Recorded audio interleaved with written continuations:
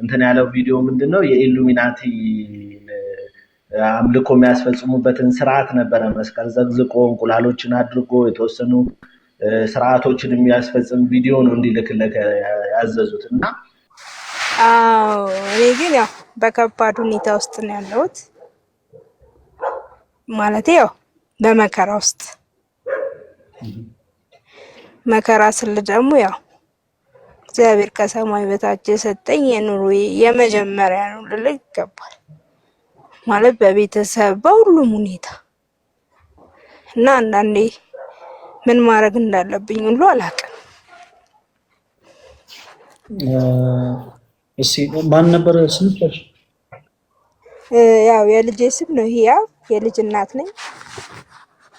ለዛ ነው አንቺ ማን ብለን እንጥራ? እኔን ቤቲ በላይ። እሺ ቤቲ። እና በጣም ግልጽ አድርገሽ ንገሪኝ፣ ምን አይነት ችግሮች ውስጥ ነው ያለሽው? አሁን እኛ እዚህ በቻልነው አቅም እዚህ ውስጥ ያሉ ወንድሞቻችን ገብተው በክርስቶስ ኢየሱስ ቃል ካሉበት መከራ፣ ካሉበት መጥፎ ልምምድ፣ ካሉበት መጥፎ የሆነ ሁኔታ ነፃ እንዲወጡ ነው በቻልነው አቅም እንዲህ አይነቱ መርሃ ግብር የጀመርነው እና ቤቲ ያለሽበት ጉዳይ ምንድን ነው? ምን አይነት ከባድ ሁኔታ ውስጥ ነው ያለሽው? መጥፎ ልምምድም ከሆነ ምን አይነት መጥፎ ልምምድ ውስጥ ነው ያለሽው? እሱን ነገር እስኪ በደንብ አድርገሽ ንገሪኝ። ያው አንደኛ በስራ በጣም መከራ ፈተና ይበዛብኛል። ሁለተኛ በኑሮ በከባድ ሁኔታ ውስጥ ከቤተሰብ ጋር ብዙ አይደለሁም፣ ብቻዬን ነኝ። ማለት በቃ አላውቅም። አንዳንዴ ለምን እንደሆነ ሁሉ አይገባኝም። የምኖረው ለልጄ ስል ይመስለኛል።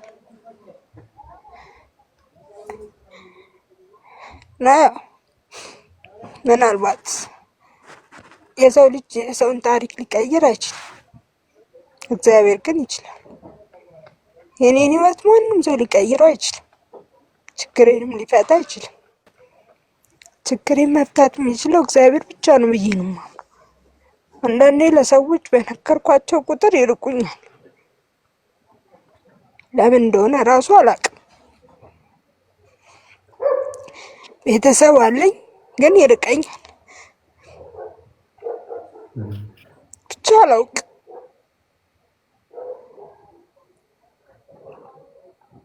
ምን ማድረግ እንዳለብኝ። አታልቅሽ። አይዞሽ። እሺ በመጀመሪያ ስላወቅንሽ ስላገኘንሽ እጅግ በጣም ደስ ብሎናል። ሮብ ላደምጥሽ የፈለግኩበት ትልቁ ሪዝም ምንድን ነበር? ያው መጥፎ ልምዶች ውስጥ በጣም መጥፎ አይነት መንገዶች ውስጥ እየተጓሽ ያለሽ እህት መስለሽ ነው እና እንዲህ አይነት ችግሮች እውነት ለመናገር እጅግ በጣም በጣም ብዙ ሰው ጋር ያሉ ችግሮች ናቸው። ምን አለ መሰለሽ ቤቲ፣ በጣም ከባድ ጊዜያቶችን እያሳለፍሽ ነው። ይሄ በጣም ግልጽ ነው። በተለይ እናት ሆነሽ፣ በዛ ላይ ደግሞ የልጅ እናት ሆነሽ አይደል? ልጅ ወልደሽ እናት ሆነሽ ሴት ሆነሽ በስራ ከባድ ፈተና ውስጥ መግባት፣ ዙሪያሽ ያሉ ቤተሰቦችሽ ደግሞ በእነሱ ፊት መነሳት፣ ዙሪያሽ በምታውቂያቸው ሰዎች በጣም ፊት መነሳት እጅግ በጣም በጣም ከባድ ነገር ነው። ሰው ብዙ ጊዜ የሚከፋው የሰው ልጅ ፊቱን ሲያዞርበት ነው። ቤትሻ አንድ ማስተዋል ያለብሽ ነገር ግን በአንቺ ላይ ፊቱን የሚያዞር አምላክ የለሽም። እሺ፣ በአንቺ ላይ ከሁሉ በፊት ማወቅ ማለት ያለብሽ ነገር ያ ነው። በአንቺ ላይ በልጅሽ ላይ ፊቱን የሚያዞር አምላክ የለሽም። ብዙ ሰዎች የሰውን በነገራችን ላይ ለሆኑ እነዚህ አሁን ፊታቸውን አዞሩብኝ ፊት ነሱኝ የምትያቸው ሰዎች በአጠቃላይ ለሆነ ሰው እንትናዬ እገለዬ ሲሉ ልትመለከች ይችያለሽ። ብዙ ጊዜ በዚህ ምድር ላይ ያለን ሰዎች በአጠቃላይ የሆነን ሰው እንትናዬ የምንለው እስካለው ድረስ እስካገኘ ድረስ የሆነ ነገር እስከሆነ ድረስ። ከዛ ውጭ ግን አለረለ ዝናው፣ ሀብቱ፣ ጤና ሁሉም ነገር ሲጠፋ እነዚህ ሰዎች በአጠቃላይ አብረው ጠፊዎች ናቸው። በአንቺ ግን በደስታሽን ጊዜ፣ በሀዘንሽን ጊዜ፣ በከፋሽ ጊዜ ማንም ሰው ሳይሰማሽ ባለቀሸባቸው ጊዜያቶች ሁሉ ፊቱን የማያዞርብሽ አምላክ አለሽ ቤት እና ምንም አይነት ምክር ልመክርሽ አይደለም። አንቺ የምትመከሪ ሰው አይደለሽም። ግን ጊዜ ጣለኝ ብለሽ ጊዜ ገፋኝ ብለሽ ሰዎች ፊታቸውን አዞሩብኝ ብለሽ በምንም ታምር የሚወድሽን አምላክ ክርስቶስ ኢየሱስን እንዳታማርሪው። እሺ ኦኬ? እሱ አለ አንቺን ከብዙ ነገሮች ይከለላል። እሺ ይቅርታ። አሁን ቅድም ያልከው ራስን ማጥፋት፣ ሴተኛ አዳሪ መሆን ማለት ከየት ነው የሚመጡት? ከእንደዚህ አይነት ነገር እኮ ነው የሚመጣው አይደል? አሁን እኔ ልጄን ለማሳደግ ስል እንደዚህ አይነት ነገር ውስጥ ብገባ ማን ነው ተጠያቂው? እኔ ነኝ ማለት። አንዳንዴ ሰው አማራጭ ሲያጣ ነው እንደዚህ አይነት ህይወት ውስጥ የሚገባው አይደል? እና እንደዚህ አይነት ህይወት ውስጥ ብገባ አለመግባቴንስ ማለት አሁን እንደዚህ ብዬ አለመናገር እንጂ አለመግባቴንስ ማን ያውቃል? አሁን አንተ መከራ በሚለው ነው እንጂ ያዝከው። እንደዚህ አይነት ኃጢአቶች እኮ ደፍረን አናወራቸውም አይደል? አንናገራቸው። ለምን ታውቃለህ? ህይወትንና ራስንም ለማጥፋት ቢሆን ሰው እንደዚህ አንዳንድ ያው በእርግጥም እግዚአብሔር ልጅ ሲሰጠን የመኖር ትርጉምን እንድንጀምር ይሆናል አይደል? እኛ ራሳችን ስለፈለገን። ግን አሁን እንደዚህ በሴተኛ መኖር ካልቻልኩ አሁን ቢከብደኝ ሁሌ ባላደርገው ገንዘብ ለማግኘት ስል ላደርገው እችላለሁ። ተጠያቂው ማን ነው? ማለት እኔ ከአቅሜ መቼም የሰው ልጅ ከአቅሙ በላይ ሲሆን እንደዚህ አይነት ህይወት ውስጥ የሚገባው አይደል? እና በጣም ግራ የሚገባኝ አንዳንዴ ሳስበው በእኔ ህይወት ውስጥ ማን ነው የሚጠየቅበት? መልስ እፈልጋለሁ። መልካም ቤትሻ፣ ጥሩ ጥያቄ ነው የጠየቅሽው። እኛ በጣም በችግሮች ውስጥ አልፈን ተርበን ተጠምተን ደክመን ወጥተን ወርደን ከባባድ የሚባሉ ነገሮች ደርሰውብን በተራብን ጊዜ በጠማን ጊዜ አማራጮች ስናጣ ራሳችንን ብናጠፋ ስጋችንን ብንሸጥ ለዚህ ሁሉ ተጠያቂው ማን ነው የሚል ነገር ነው የጠየቅሽኝና ቤትሻ ባጭሩ ለዚህ ሁሉ ተጠያቂው የምንሆነው እኛው ራሳችን ነን። ሁሉን ነገር በደንብ አድርገሽ አዳምጪኝ እሺ ቤቲ፣ በደንብ አድርገሽ አዳምጪኝ። የኛ ነፍስ ከምንም ነገር ጋር አትወዳደርም። ምክንያቱም ለእያንዳንዳችን የሰማይ አምላክ የሆነው አባታችን የእምነታችን ጀማሪና ፈጻሚ የሆነው ክርስቶስ ኢየሱስ ዋጋ ከፍሎልናል። በመስቀል ላይ ተሰቅሎ ስጋውን ቆርሶ ደሙን አፍስሶ ዋጋ ከፍሎልናል። ምንም አይነት መከራ ቢደርስብን እርሱ ከከፈለልን ዋጋ ጋር አይነጻጸርም። በጣም በነገራችን ላይ ሰው አንደበት አውጥቶ አለመናገሩ እንጂ በየቤቱ ሁሉም በውስጡ የያዘው ብዙ ችግር አለ። ተወዳጆች፣ በነገራችን ላይ ሰዎች ስለለበሱ አይደለም፣ ሰዎች ስላጌጡ አይደለም፣ ሰዎች የሆነ ውድ የሆነ ሌክዠሪ የሆኑ ነገሮችን ንብረት አድርገው ስለያዙ አይደለም። የምትመለከቱት ምድራዊ የሆነ ሰው በአጠቃላይ ሁሉም እንደየአቅሙ በየቤቱ ያለው በጣም ብዙ ገመና አለው፣ በጣም ብዙ አይነት ችግር አለበት። ከዛ ችግር ግን ልንርቅ የምንችለው ልንሸሽ የምንችለው ኃጢአትን በኃጢአቱ ወይም ደግሞ ስህተትን በስህተት አጣፍተን አይደለም ነው ቤቲ። በቃ መረዳት ያለብሽ ትልቁ ነገር ያ አንድን የሆነን ችግር ፊክስ ልናደርግ የምንችለው ልናስተካክል የምንችለው ስህተትን በስህተት በማጣፋት አይደለም። ስህተትን በስህተት በማጣፋት አይደለም። ትልቁ ነገር እያንዳንዱ ክርስቲያን የተጋድሎ ህይወት ያስፈልገዋል። ምን አለ መሰላችሁ፣ እኔ ከራሴ አንድ ተሞክሮ ልንገራችሁ ቤቲ። እስኪ ምናልባት የተወሰኑ ሀሳቦችን አንቺ የምታገኝበት ከሆነ እኔ ከዚህ ቀደም በጣም ገና ይሄ ልጅ በነበርኩበት ሰዓት ላይ ከኢትዮጵያ ለመውጣት ከሀገር ቤት ለመውጣት የሩጫ ህይወትን ጀምሬ ነበረ እና በሩጫ ህይወት በጣም ብዙ ጊዜ ለፍቻለሁ፣ ደክሜያለሁ፣ በጣም ብዙ ገንዘብ አውጥቻለሁ እና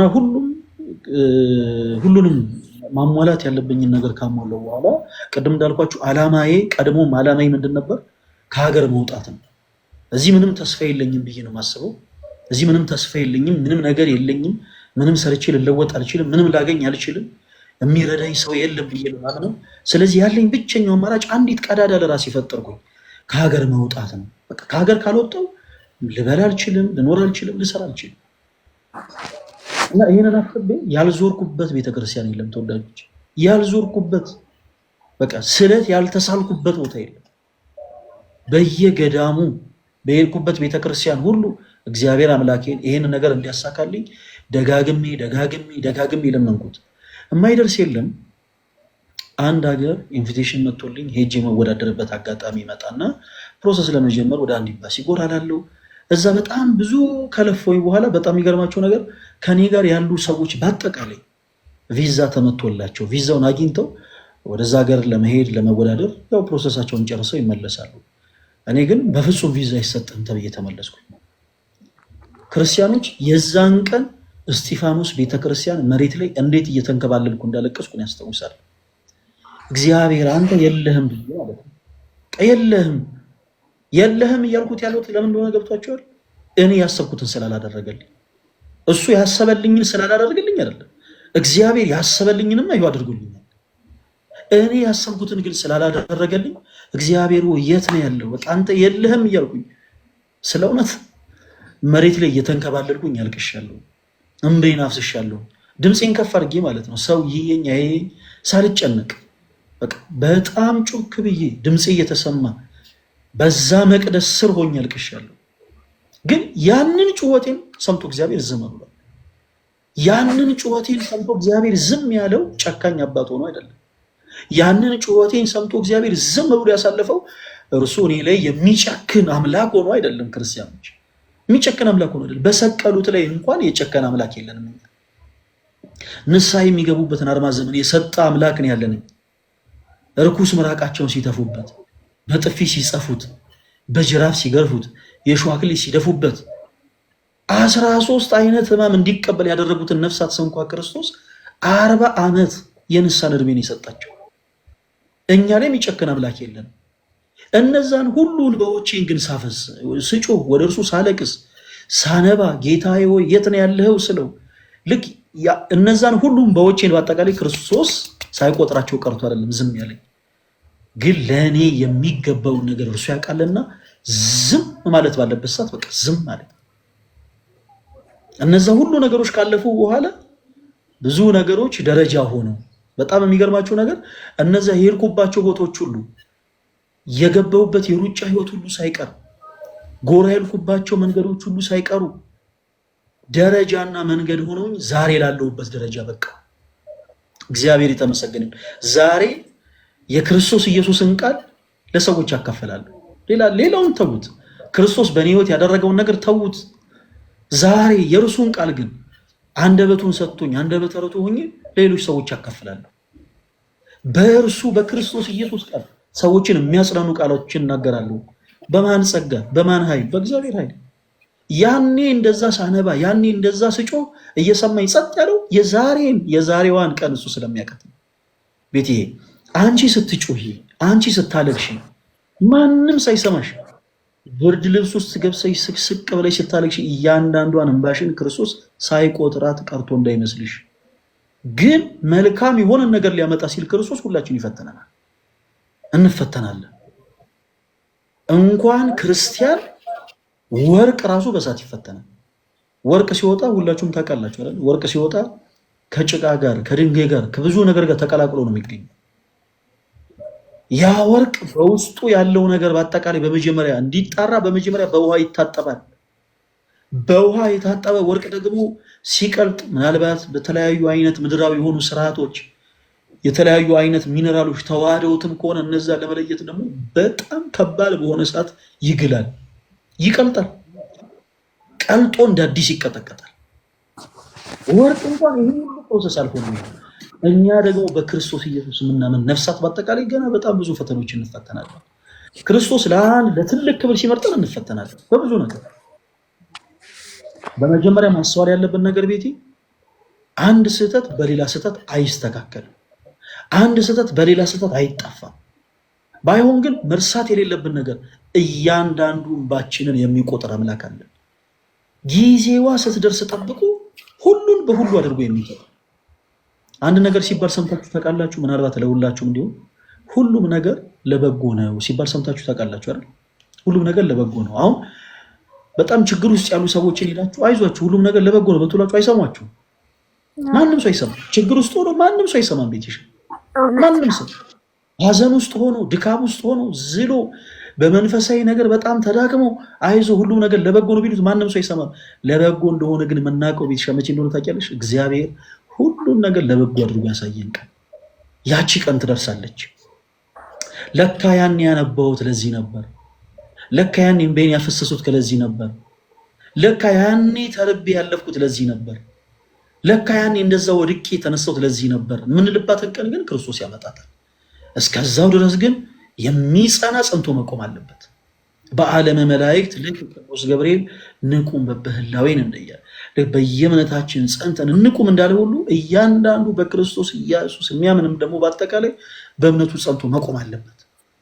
እርቦኛል ብሎ ክሩን የሚበጥስ ካለ፣ ጠምቶኛል ብሎ ከክርስቶስ ኢየሱስ ፈቃድ ዘወር የሚል ካለ ግን እሱ በነፍሱ ላይ ዕዳ ነው ያመጣ። ተወዳጆች በነፍሳችን ላይ ዕዳ ማምጣት የለብንም።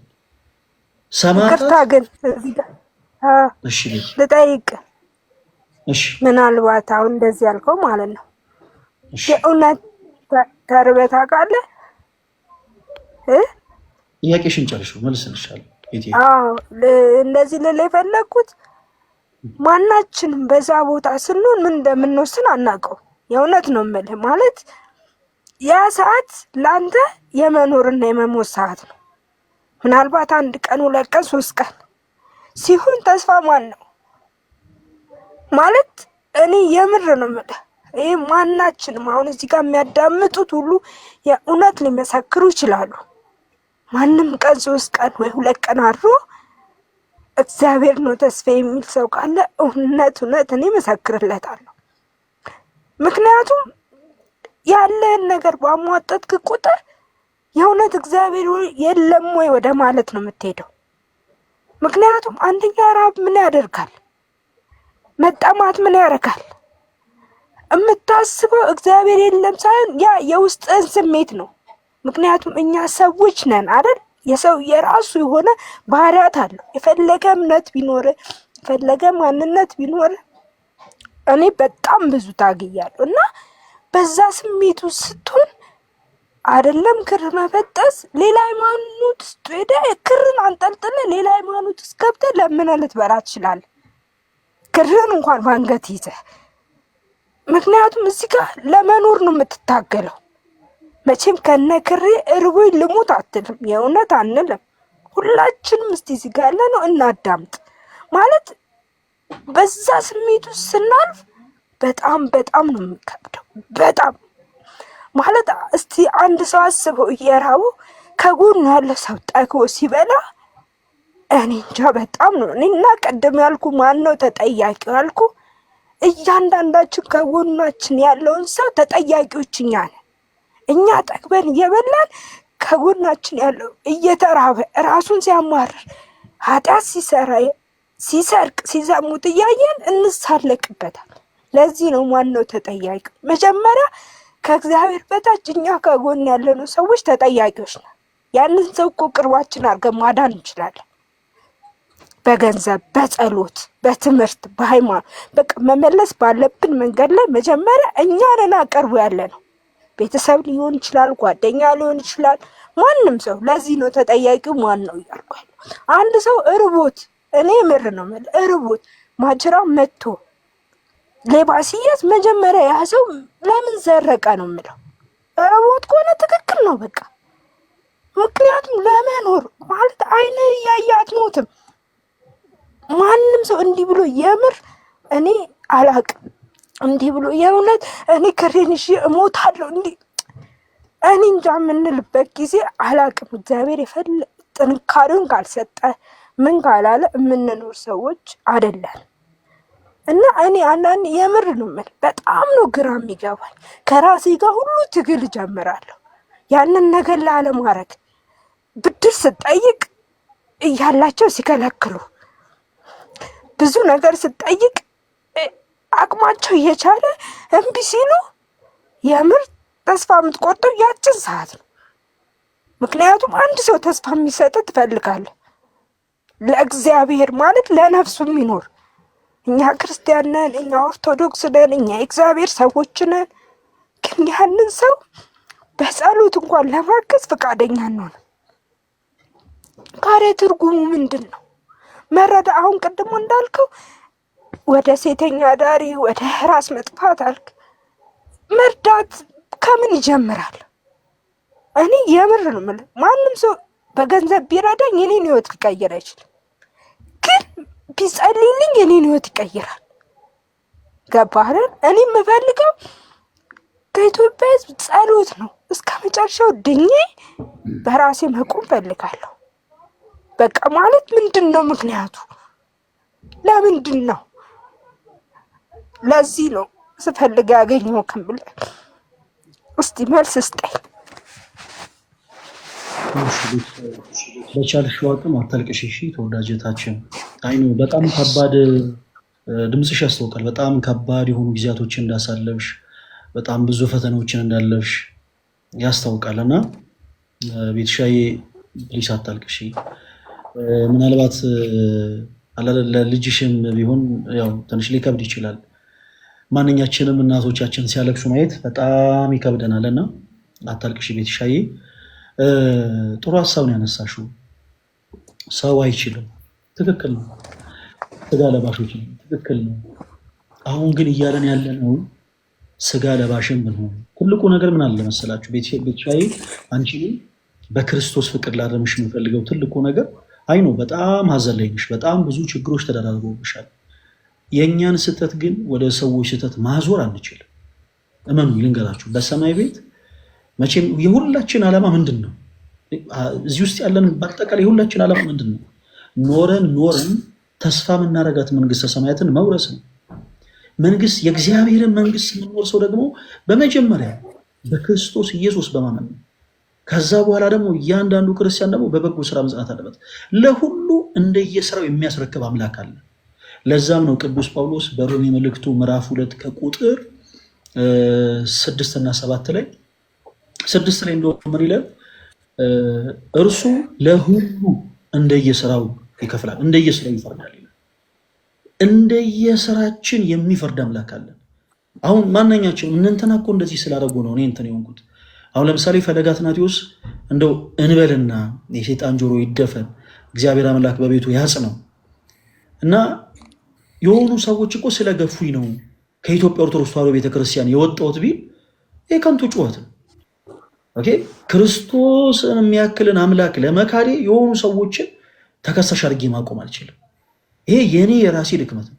ሰዎች እየገፉኝ ነበረ፣ ግን ሰዎች እየገፉኝ አልነበረም ማለት ግን አይደለም። ለምሳሌ ሰዎች ገፍተው ሊሆን ይችላል። ሰዎች ብዙ ነገር አድርሰውብኝ ሊሆን ይችላል። በጣም ብዙ አይነት አሻጥር ሰርቶብኝ ሊሆን ይችላል። ነገር ግን እነርሱን ሁሉ እነሱ የሰሩትንም ሰንሰለት በጣጥሶ የሚጥል አምላክ ስላለኝ በእምነት ልጸና ይገባል። በዚህ ምድር ላይ ያሉ ወይ ሁለት ነገር ላስታውሳችሁ። የመጀመሪያው ለምሳሌ ቅርብ ጊዜ የተወሰኑ ዓመታት በፊት በሊቢያ በረሃ ላይ የታረዱ ሰዎች ታስታውሳላችሁ? በስለት አንገታቸው ታርዶ ደማቸው የፈሰሱ ሰዎችን ታስታውሳላችሁ? ሁላችን የዚህ አይነቱ እምነት አለን ወይ? የዚህ አይነቱ ጽናት አለን ወይ? የለንም። እነዛ ሰዎች የደማቸው የፈሰሰው ለምንድን ነበረ? ከሁሉ በላይ መራብ አይደለም፣ መጠማት አይደለም፣ አንገትን በስለት እየታረዱ ስቃይ ውስጥ ነበሩ። ለተወሰኑ ደቂቃዎች ልክ በየቤታችሁ እንደምታርዷቸው በጎችና ፍየሎች የሲቃን ድምፅ እያሰሙ ሲሰቃዩና እጅግ በጣም ለመተንፈስ ሲቸገሩ ነበረ። የምታስታውሱ ከነበረ ማለት ነው። እነዚህ ሰዎች ወጣቶች ናቸው። ኑሯቸውን ለማሸነፍ ብለው የወጡ ኑሯቸውን ለማሸነፍ ብለው ቤተሰቦቻቸውን ለመርዳት ብለው ከሀገር ቤት የወጡ ሰዎች ነበሩ። ምንም አይነት መንፈሳዊ ህይወት የላቸው። እግዚአብሔር አምላክ እንዲህ አይነት ታሪክ ቀያሪ ነው። ሁላችሁም ፕሊስ በደንብ አዳምጡኝ። ጠዋት የተጠሩ አሉ ክርስቶስን ለማገልገል ወደ ክርስቶስ ኢየሱስ ለመቅረብ በጠዋት የተጠሩ አሉ ተወዳጆች። ከሰዓት የተጠሩ አሉ። ከሰዓት ደግሞ ከሰዓት የተጠሩ ማለት ከተወሰነ ጊዜ በኋላ ትዳር ኖሯቸው አግብተው ወልደውም በዛ እድሜ ሌቭል ላይ ሆነው ወደ ክርስቶስ ኢየሱስ የሚጠሩ አገልግሎቱን የሚቀላቀሉ በህይወታቸው የክርስቶስ ኢየሱስን ወንጌል የሚሰብኩ ነፍሳት አሉ። በ11ኛው ሰዓት ደግሞ የሚጠሩ አሉ። በቃ በህይወታቸው መጨረሻ አካባቢ ደግሞ የሚጠሩ አሉ። እነዚህ ሰማዕታት የሆኑ ወንድሞቻችን በህይወታቸው በስተመጨረሻ ለክርስቶስ ኢየሱስ ሰማዕትነት የተመረጡ ነፍሳት ነበሩ። ከአንገታችሁ ማህተባችሁን ብቻ አውጡ ነው የተባሉት። ሁላችሁም በደንብ አዳምጡ። እነዛ ሰዎች የተባሉት ከአንገታችሁ ማህተባችሁን ብቻ ምን በሉ አውጡ ነበር የተባሉት። ከአንገታችሁ ማህተባችሁን ብቻ አውጡ ተብለው ማህተባችን አናወጣም የምናመልከው አምላክ ክርስቶስን አንክደውም ብለው ግን በዛ በሊቢያ በረሃ ላይ አንገታቸውን ለስለት አሳልፈው ሰጥተዋል። ልክ እንደ ቅዱሳን አባቶቻቸው። ትልቁ ችግር ምንድነው መሰላችሁ? እናንተ ከዚህ ቀደም የምትሰሟቸው ቅዱሳን የሆኑ ሰዎች ስለ ክርስቶስ የተጋደሉትን ተጋድሎ በዚህ ዘመን ያሉ ሰዎች መጋደል የማይችሉ ይመስላችኋል። ክርስቲያን የሆናችሁ ወንድሞች ሁላችሁም ልታስሩ የሚገባው ነገር በዘመነ ሰማዕታትም ጭምር ይሁን በእያንዳንዱ የክርስትና ታሪክ ላይ ቅዱሳን የተጋደሉትን ተጋድሎ ልንጋደል ዘንድ ነው። እኛ ክርስቲያን የሆኑ ልክ ክርስቶስ ዙፋኑን ክብሩን ትቶ የሰውን ልጅ ከወደቀበት ማንነት ለማንሳት ከፈሰሰበት የኃጢአት ቅባት አጥቦ ለማንጻት ሰው ሆኖ መጥቶ ክብሩን ዝቅ አድርጎ የሚፈራ ኃያል ግሩም ሆኖ ሳለ ስጋን ለብሶ በምድር ተመላልሶ የሰውን ልጅ ከዲያብሎስ ባርነት ነፃ እንዳወጣ ሁሉ እኛም ደግሞ ስለ እርሱ ብዙ ነገርን ትተን እንከተለዋለን። ኦኬ። ስለዚህ መከራን የሚፈተኑ ብዙ ሰዎች አሉ። ይህን እንድታውቁት ያክል ነው። እና በዚህ ዘመን አሁን እኛ እንደው መራብ እንችላለን ወይ? እግዚአብሔር በሚያውቁ በፍጹም ቤትሽ አንችልም። መጠማት እንችላለን ወይ? አንችልም። ማንም ሰው መራብን መጠማትም አይችልም። እችላለሁ ብሎም እንትን ውስጥ ሊገባ የሚችል ይሆናል አይደለ? ምንድን ነው የሚባለው? ድርድር ውስጥ ሊገባ የሚችልም ሰው የለም። ይሄ በጣም ከባድ ፈተና ነው። ቀላል ፈተና ነው አይደለም። ቤትሻ መረዳት ያለብሽ ነገር ግን ሁሉን የሚያሳልፍ አምላክ አለሽ።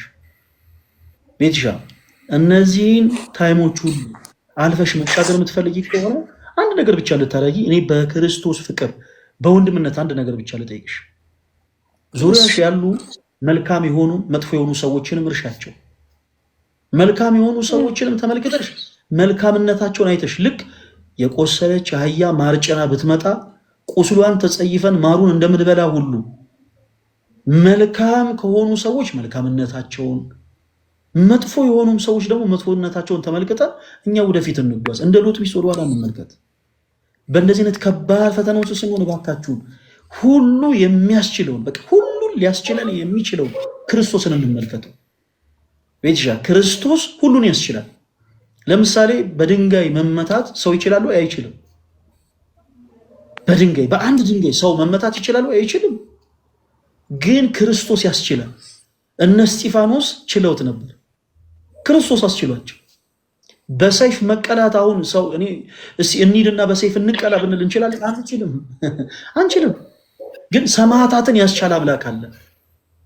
እነ ቅዱስ ጳውሎስን፣ እነ ቅዱስ አርሴማን፣ እነ ቅዱስ ጊዮርጊስን ስለትን ያስቻለ አምላክ አለን።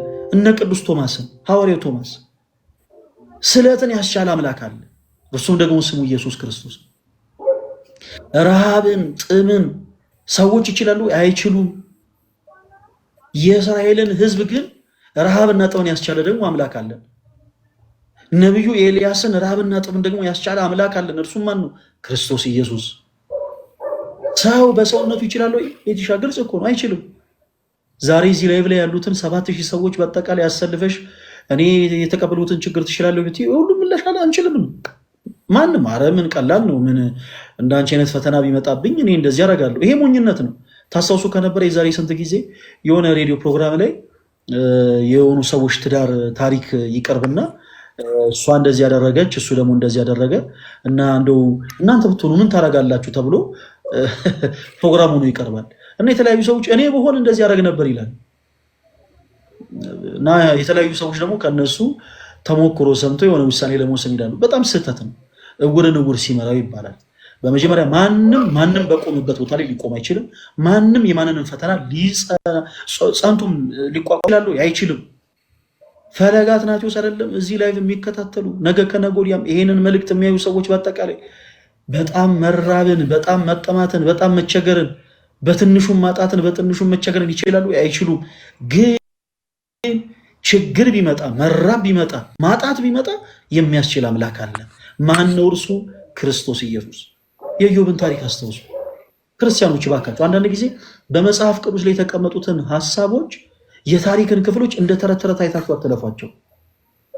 የቅዱሳኑ ተጋድሎ የተቀመጠልን የነሱን ተጋድሎ ተመልክተን እኛ እንድንጸና ዘንድ ነው። በዚህ ዘመን ምሳሌ የሚሆንን ሰው ስለሌለ፣ በዚህ ዘመን ለእኛ ምሳሌ ሊሆን የሚችል ሰው ስለሌለ የቅዱሳኑ ታሪክ አለ። ኢዮብን ምሳሌ እንዳደርግ 11 ልጆቹን አጣ፣ ሀብት ንብረቱን አጣ።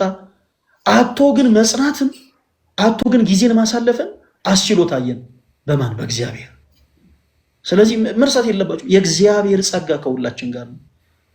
በዚህ አጋጣሚ ተርባችሁ ያላችሁ፣ ተጠምታችሁ ያላችሁ፣ በእስር ላይ ያላችሁ፣ ታርዛችሁ ያላችሁ፣ በስደት ላይ ያላችሁ፣ በስደት ላይ በባዳ ሰው መከራ እየደረሰባችሁ ያላችሁ፣ ተቸግራችሁ ያላችሁ፣ ታማችሁ ያላችሁ፣ ተጨንቃችሁ ያላችሁ፣ በአልጋ ላይ የወደቃችሁ፣ በደዌ ዳኛ የተያዛችሁ፣ ተጎሳቁላችሁ ያላችሁ፣ ብዙ ነገር አጣችሁ ያላችሁ፣ አግኝታችሁ ወደ ታች ወርዳችሁ ያጣችሁ ሁላችሁ እንዳትረሱ።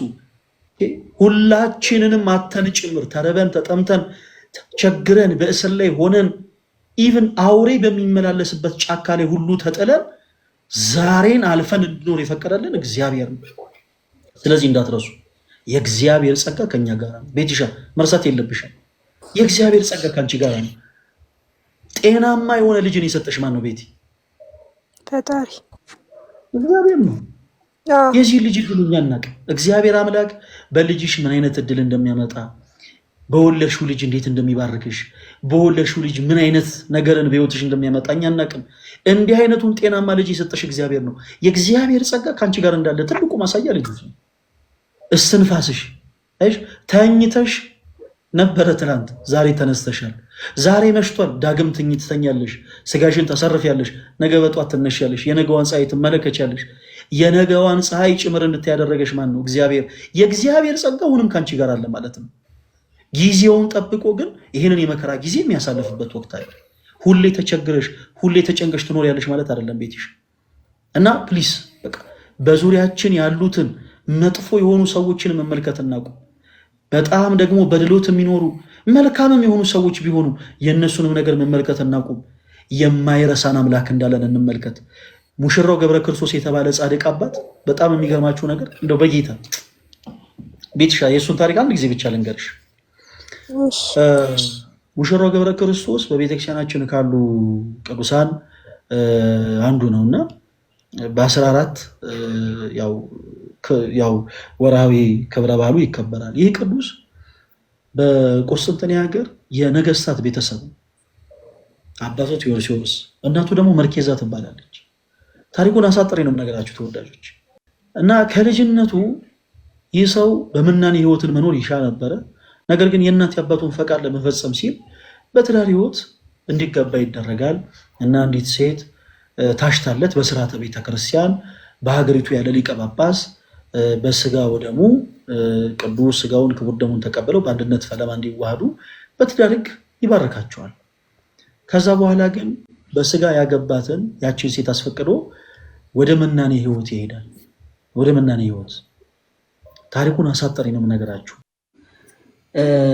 በቤተ ክርስቲያን አጥር ስር ሆኖ እያመሰገነ ክርስቶስ ኢየሱስን በህይወቱ እያከበረ የመናኔን ህይወት ገንዘብ አድርጎ ዓለምን ንቀው ተራ ሰው ሆኖ በአንዲት አርማንያ ውስጥ ባለች ቤተክርስቲያን አጠገብ ከሰዎች ምጽዋትን እየተቀበለ ነበር የኖረው። ያገኛት ምጽዋት ደግሞ እርሱ መልሶ ለሌሎች ነዳያን ያከፋፈል ነበር እና ከብዙ ጊዜ በኋላ ወደ አባቱ ግዛት ይመለሳል። ሌላ ጊዜ ታሪኩን በስፋት ተነግራችኋለሁ። እና ወደ አባቱ ግዛት ሲመለስ የአባቱ ወታደሮች አላወቁትም። በሱ ላይ ምራቃቸውን ጢቅ ያደረጉበት ነበር፣ ቆሻሻ ይደፉበት ነበር፣ የስጋ ልፋጭ ይጥሉበት ነበር። የቤተ መንግስት ውሾች ደግሞ ስጋውን እናነሳለን እያሉ ስጋውን ያባዝቱበት ነበር። ገብረ ክርስቶስ እንዲህ ባለ መከራ ሲሆን አንድ ጸሎት ነበር የጸለየው። ጌታዬ ሆይ ወደማትጠላኝ ወደማትጸየፈኝ ወደ አንተ እመጣ ዘንድ ፍቀድልኝ ያለው።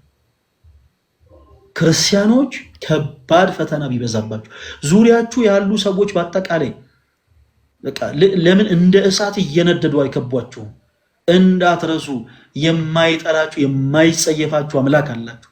ሰው እኮ በጣም በሚገርም ሁኔታ አንዲት ሴት አልወደደችኝም ብሎ ራሱን ሊያጠፋ ይሞክራል። አንዲት ሴት አንድ ወንድ እኔን ጠልቶኛል ብላ እኮ አንዲት እህት ራሷን ልታጠፋ ትሞክራለች።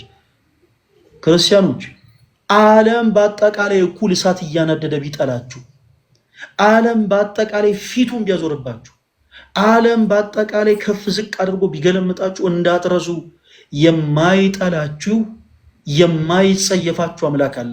እርሱም ደግሞ የጌቶች ጌታ የአምላኮች አምላክ የንጉሶች ንጉስ የሆነው ክርስቶስ ኢየሱስ ነው።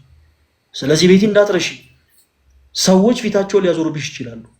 ሰዎች እንድትራቢ፣ እንድትጠሚ፣ በጣም ብዙ ነገርን ሊያደርሱብሽ ይችላሉ። ነገር ግን እንዳትረሺ፣ በአንቺ ላይ የማይጨክን እያንዳንዱ ያፈሰሻትን እንባ ለክቶ በዛው ልክ በአንቺ ላይ ቸርነቱና ምሕረቱን የሚያዘብ ደግ ሩሩ አምላክ አለሽ። ይህንን መርሳት የለብሽም። እስከዛው ድረስ ግን በእምነታችን ጸንተን ልንቆም ይገባል። የሚደርስብን መከራ ከባድ ነው። አዎ ከባድ ነው። የሚደርስብን ችግር ከባድ ነው። አዎ ከባድ ነው። ነገር ግን መርሳት የለብንም። ሰው ነው። ሰው ፊቱን ሊያዞርብን ይችላል። ዛሬ የተደገፍነው ነገ ሊንሸራተትብን ይችላል። ዛሬ ጸንተን የቆምንበት መሬት ሊሸራረፍና ሊንቀጠቀጥ ይችላል። ክርስቶስ ግን ጽኑ የሆነ አለት፣ ምንም ነገር ሊለውጠው የማይችል፣ ምንም ነገር ሊያናውጸው የማይችል ትልቁ አለታችን ነው ክርስቶስ። ስለዚህ እርሱን እንደገፍ። ቤቲሻ ከዚህ በኋላ በከንቱ እንዳታፈሺ። በመጀመሪያ ደረጃ እዚህ ውስጥ ያላችሁ ኦርቶዶክሳዊ ሆናችሁ ፕሮቴስታንት የሆናችሁ እህቶች፣ ወንድሞች በአጠቃላይ ሁላችሁ እህታችን ቤቴን እንድታግዟ ትፈልጋለሁ። ቅድም እሷም ስትል እንደነበረው አንዳንድ ጊዜ አጠገባችሁ ሰው ተርቦ እያደረ እናንተ ጠግባችሁ መብላታችሁን ልትታዘቡት ይገባል። ክርስቲያኖች ስለ እውነቴን ነው የምላችሁ። አጠገባችሁ ሰዎች በጣም በብዙ መከራ እየተሰቃዩ የእናንተን ደግሞ ዝም ብሎ እንደው ሁሉን ነገር በሳቅና በፌሽታ አሳልፎ ማለፍን በጣም ልትታዘቡት ይገባል። ክርስቲያኖች ዛሬ የምታደርጓት መልካም ስራ ለነገ ለእናንተው ብድር ነች። መልካም ስራን የሚሰራ በአጠቃላይ ለክርስቶስ እያበደረ እንደሆነ ማወቅ መረዳት አለበት። ቤቴ ቅድም ጠይቃኝ ነበረ፣ ተርበህ ታውቃለህ ወይ ተጠምተህ ታውቃለህ ወይ ብላ። ብዙ ነገር በነገራችሁ ደስ ባለኝ። ክርስቲያኖች ከዚህ ቀደም ታስታውሳላችሁ። ይህን ብቻ ነገር ልንገራችሁ።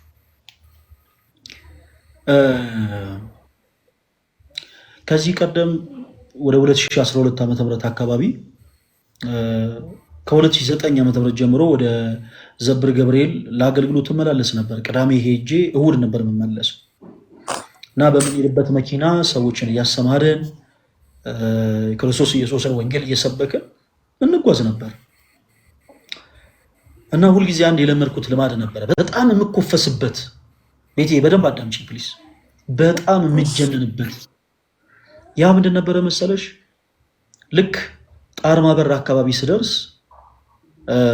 በመኪና ውስጥ አንዳንድ ጊዜ እዛ ቦታ ሱቤ ለመያዝ ለመቀመጥ እዛው ለመቆየት የሚመጡ በጣም ብዙ የሆኑ ሰዎች አሉ እና ያስታውቃሉ። እንደዚህ የሚመጡ ሰዎች ልብሳቸው ድፍ ያለች ናት፣ እንደው ደህና ነገር የላቸውም።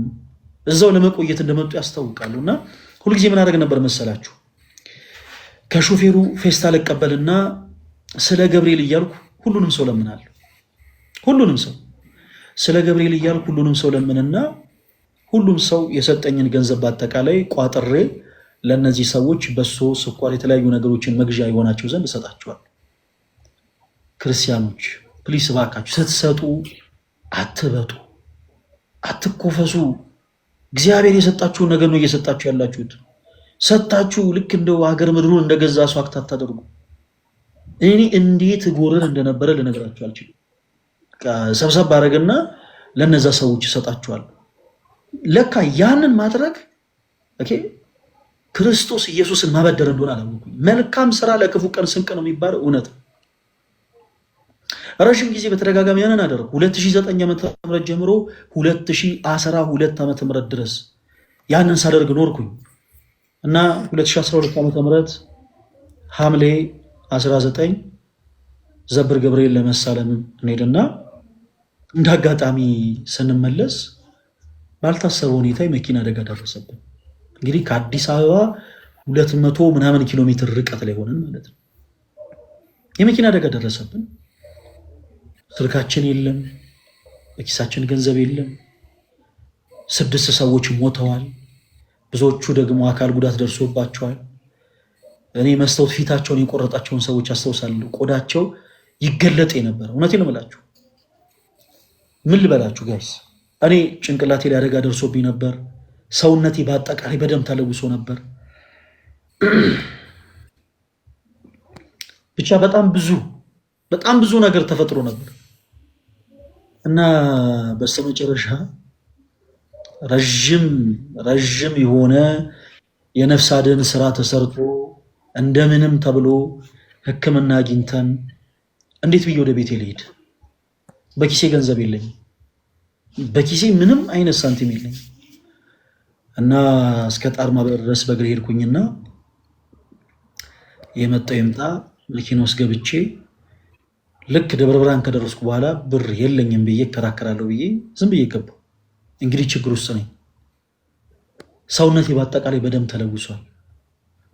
ጭንቅላቴ አካባቢ ከባድ የሆነ አደጋ ደርሶብኛል። ምንም አይነት በቂ ሕክምና ላገኘው በቃ በጣም የቸኮልኩት ቶሎ ብዬ እዚህ መመለሴ ነው፣ ወደ ቤቴ መምጣቴ ነው። እና ልክ ስገባ በህይወቴ የማረሳት አጋጣሚ ተፈጠረች። በህይወቴ የማረሳት አጋጣሚ እኔ እናንተ ለሰዎች መጽውታችሁን አይደል የምታውቁት? ቤተክርስቲያን ሄዳችሁ ስለ ገብርኤል፣ ስለ መድኃኔዓለም፣ ስለ ቅዱስ አማኑኤል እያላችሁ መጽውታችሁን አይደል የምታውቁት? እኔ ተመጽውቼ አውቃለሁ። አንድ ሰው ከመኪና ውስጥ ተነሳና ፌስታል አውጥቶ ማንም ሰው ምንም አላለኝም። ፌስታል አንስቶ ወንድማችን በሰላም አዲስ አበባ ይገባ ዘንድ በሰላም ከእናት ከአባቱ ጋር ይገናኝ ዘንድ ሁላችሁም የቻላችሁትን ያክል አዋጡለት አላቸው። ክርስቲያኖች፣ በህይወቴ በጣም እንባ አውጥቼ ካፈሰስኩባቸው አጋጣሚዎች ውስጥ አንዱ ያቀ ለሆኑ ሰዎች የሆነ ነገር ሳደርግ የዛን ሰዓት በጣም እየታበይኩ ነበር የማደርገው። በጣም እየታበይኩ ለሆኑ ሰዎች ገንዘብ ሳሰባስብ እየተኮፈስኩ ነበር የማደርገው። ለካ በትዕቢትም በመኮፈስም ሆኜ ያደረኳትን ነገር ግን ቆጥሮ ክርስቶስ ከፈለኝ። መልሶ ክርስቶስ ከፈለኝ።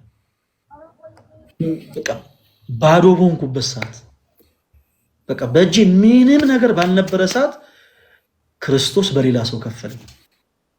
እማላቀው ሰው፣ እግዚአብሔር ምስክር፣ እማላቀው ሰው። ክርስቲያኖች ገጥሟቸው ይሆን እንደዚህ? እማታውቁት ሰው በቃ ልክ እንደ መልአክ ተልኮላችሁ ያውቃል። እማላቀው ሰው ተነስቶ ፌስታል አንስቶ ወንድማችን በሰላም ወደ ቤቱ ይመለስ ዘንድ እባካችሁ ሁላችሁም የቻላችሁትን ያክል እርዱት ብሎ ገንዘብ ሰበሰበ እና ሰጠኝ። በህይወቴ ስቅስቅ ብዬ ያለቀስኩበት የመጀመሪያው ቀን ያቀ እንደውም አስታውሳለሁ። የዛን ጊዜ ደብረ ብርሃን ደርሼ ከተሰበሰበልኝ ገንዘብ አውጥቼ እንደው ለመክፈል ስሞክር ረዳቱ በእድሜ ከኔ የሚያንስ ልጅ ነውና መቤቴን አልቀበልም ብሎ እንደማለልኝ አስታውሳለሁ። እና እመኑ፣ እናንተ የምታደርጓት መልካም ነገር ዞሮ የሚከፍላችሁ ራሳችሁ ነው። ዞሮ የሚከፍላችሁ ራሳችሁ ነው። ግድ የላችሁ። የተራበ ሰው ስትመለከቱ እባካችሁ ዝም ብላችሁ አትሉ። የምትሰጡት ነገር ብታጡ ከንፈራችሁ የምትጠጡለት፣ ከንፈራችሁን እንኳን የምትጠጡ የምትሰጡት ነገር ብታጡ፣ እናንተም እንደሱ የተቸገራችሁ ብትሆኑ፣ እናንተም ያጣችሁ እንኳን ብትሆኑ ግድ የለም ከንፈራችሁ የምትጠጡለት። እባካችሁን ጸጥ ብላችሁ የተቸገረን ሰው አትለፉ። ጸጥ ብላችሁ የተራበን ሰው አትለፉ። እና ክርስቲያኖች ሁላችሁም ቤቲሻን ሁላችሁም ሰፖርት እንድታደርጓ ትፈልጋለሁ። ቤቲሻ ቀጣይ ሳምንት የሚኖረን የኦርቶዶክስ የመልካም ወጣት መርሃ ግብር ላይ አርብ ማታ ማለት ነው። ልክ እንደዚሁ እንድትቀሪ አልፈልግም፣ እንድትመጪ እፈልጋለሁ። እሺ፣ በዛች አንድ ሳምንት ውስጥ ምን አይነት ለውጦች እንደመጡ፣ ምን አይነት ነገሮችን እንዳገኘሽ፣ ምን አይነት ውሳኔዎችን እንደወሰንሽ እንድትነግሪን እንፈልጋለን። በቃ ዛሬ ከአንቺ የምንፈልገው የተወሰኑ ነገሮችን ነው። ቅድም እንዳልኩሽ ዙሪያሽ ያሉ ሰዎችን በአጠቃላይ እርሻቸው የማይረሳሽ አምላክ እንዳለ አስታውሺ። የፈሰሰው እንባሽን በአጠቃላይ ቆጥሮ የሚሰጥሽ አምላክ እንዳለ አስታውሺ። እርሱን ተስፋ አድርገሽ ብቻ መንገድሽን ቀጥይ ቤትሽ። ከዛ በመቀጠል ደግሞ ስትጨነቂ፣ ውስጥሽ አንዳንዴ ሲረበሽ ቤት ውስጥ አትቀመጪ። እሺ፣ በዚህ አጋጣሚ ሌሎቻችሁ ፕሊስ እባካችሁ ቤት ውስጥ አትቀመጡ። ይሄ አንዳንድ ጊዜ ቤት ውስጥ መቀመጥ በራሱ ብቻችሁን በጣም መጥፎ። ብቻችሁን ቤት ውስጥ አትቀመጡ። ቤትሻ ብቻሽን ቤት ውስጥ እንዳትቀመጪ። ስትጨነቂ፣ በጣም ብዙ ነገር ሲከብድሽ ተነስተሽ ለ2 ደቂቃ እመኝኝ ቤተክርስቲያን ገብተሽ ጸጥ ብለሽ ቁጭ በይ። እዛ ያለው ነፋስ ራሱ ዓለም የነጠቀሽን ሰላም የሚመልስ እና ቤተክርስቲያን ሄደሽ አጣሽውን ሰላም ለማግኘት የተበተነ ሐሳብሽን ለመሰብሰብ በቻልሽው አቅም ወደ ክርስቶስ ኢየሱስ እንድትቀርቢ በልዑል እግዚአብሔር ስም ጠይቃለሁ። እነዚህን ሁለት ነገሮች ብቻ ተቸገሪልኝ። ቀጣይ ሳምንት ዓርብ ደግሞ ያው በክርስቶስ ፍቅር እንደማትቀሪ ተስፋ አደርጋለሁ። ሁላችንም እዚህ ውስጥ ያለነው በአጠቃላይ እንወድሻለን። እሺ ቤቲ? እሺ አመሰግናለሁ። አንድ ጥያቄ ለሁላችሁም ለምታዳምጡኝ በሙሉ፣ እኔ በአሁኑ ሰዓት የምፈልገው ከምንም በላይ ጸሎት ነው። ጸሎት በጣም ያስፈልገኛል። ምክንያቱም ከባድ ጭንቀት ውስጥ ነኝ እና ያው በእመቤታችን በቅድስት ኪዳነ ምሕረት በመድኃኔዓለም በቀራንዮ ንጉሥ ቢያንስ አንዳንድ ሰላም ለኪ እየደገማችሁ አስቡኝ። እንግዲህ ሳምንት እግዚአብሔር ለዛ ያድርሰን። የእውነት እግዚአብሔር ለውጥ ያሳየኛል ብዬ ተስፋ አደርጋለሁ። ምስክርነቴን ለእናንተ አደርሳለሁ። ግን የምር ከማናችሁ ቢያንስ በቀን አንድ ሰላም ለኪ ብታስቡኝ ብዬ እማጸናችኋለሁ። እግዚአብሔር ከሁላችን ጋር ይሁን። አሜን አሜን። ቤትሻ በጣም ነው የምናመሰግነው፣ እንወድሻለን። በዚህ አጋጣሚ እኔ ጋር ስትመጡ ለቤትሻም ሳትወጪ ለሌሎችም ለማስገባቸው ሰዎች አንድ ነገር ለማስታወስ እፈልጋለሁ። ጤናማ የሆኑ ሰዎች እንዳሉ ሁሉ አንዳንዴ በሽተኛ የሆኑ ሰዎች ደግሞ አሉ። በተለይ እህቶች የእናንተን መቸገር ጠብቀው፣ የእናንተን መከፋት ጠብቀው፣ የእናንተን ማዘን ጠብቀው በጣም ጸያፍ ለሆኑ ነገሮች እናንተን የሚፈልጉ የውሸት ስራ ልንቀጥራችሁ ፈልገን ነው፣ ስራ ልናስገባችሁ ፈልገን ነው ብለው የማይሆኑ ነገሮችን በእናንተ ላይ ለመፈጸም የሚሯሯጡ በጣም ብዙ የሆኑ አጋንንት የሆኑ ሰዎች አሉና ቤትሻ በቻልሽው አቅም ከላይ ስትወጪ አድራሻሽን ፕሊስ ለማንም እንዳሰጪ፣ ሰዎች እንዳይረብሹሽ። በውስጥ መስመር መመለስ ያለብሽ ጤናማ የሆኑ ምልክቶች ብቻ ካሉ መልሺ። እንግዲህ ጌታ ይርዳንና ቀጣይ ሳምንት ዓርብ ደግሞ እንገናኛለን። ሰላም ሁኚልን። እሺ ቤቲ? እሺ መልካም። ወደ ማማይ ከመሄዴ በፊት ፕሮፌት የሚል አካውንት አለ። ፕሮፌት ይሰማል? ሰላም እንዴት ነህ? እግዚአብሔር ይመስገን። ፕሮፌት ማን እንበል? ትክክለኛ ስሜ ያው ዮናስ ነው። ኦኬ ፕሮፌት ዮናስ። ከየት ቤተ እምነት ነው የመጡት ፕሮፌት? ጴንጤ። ኦኬ እሺ፣ ከጴንጤ ምን ሊሉን ነበረ ገስ የላኩልን ፕሮፌት? እያዳመጥኩ ነበረ። በጣም ጥሩ ነገር ነውና እኔም መማር ፈልጌ ነው በዚሁ። መልካም። ከእርሶ ጋርማ እንመማራለን፣ ግን የምንማማረው መጽሐፍ ቅዱስ የሆኑ ሀሳቦችን ነው ይመስለኛል። እርሶ ባሉበት ቤተ እምነት አገልጋይ ነው አይደል ፕሮፌት?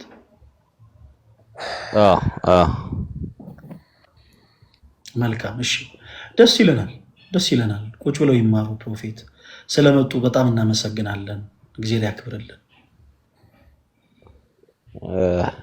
ምን ላይ ሞር ትኩረት እንደሚያደርግ ባቀ ደስ ይለኛል። ያው ለመከታተል ማወቅ የምፈልጋቸው ነገር ስላሉ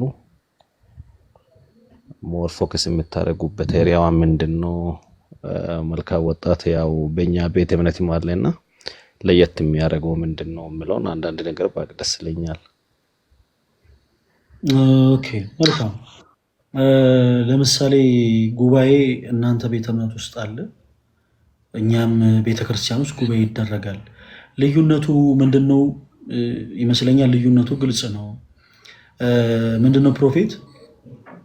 እኛ በክርስቶስ ኢየሱስ ምናምን ኦርቶዶክሳውያን ፕሮቴስታንት የሆኑ ወይም ደግሞ የፔንቴኮስታል እምነት ተከታይ የሆኑ ሰዎች በአጠቃላይ ድነዋል ብለን አናምንም። በጨለማ ውስጥ ናቸው ብለን እናምናለን። እንዲህ ስንል ከክፋት አይደለም።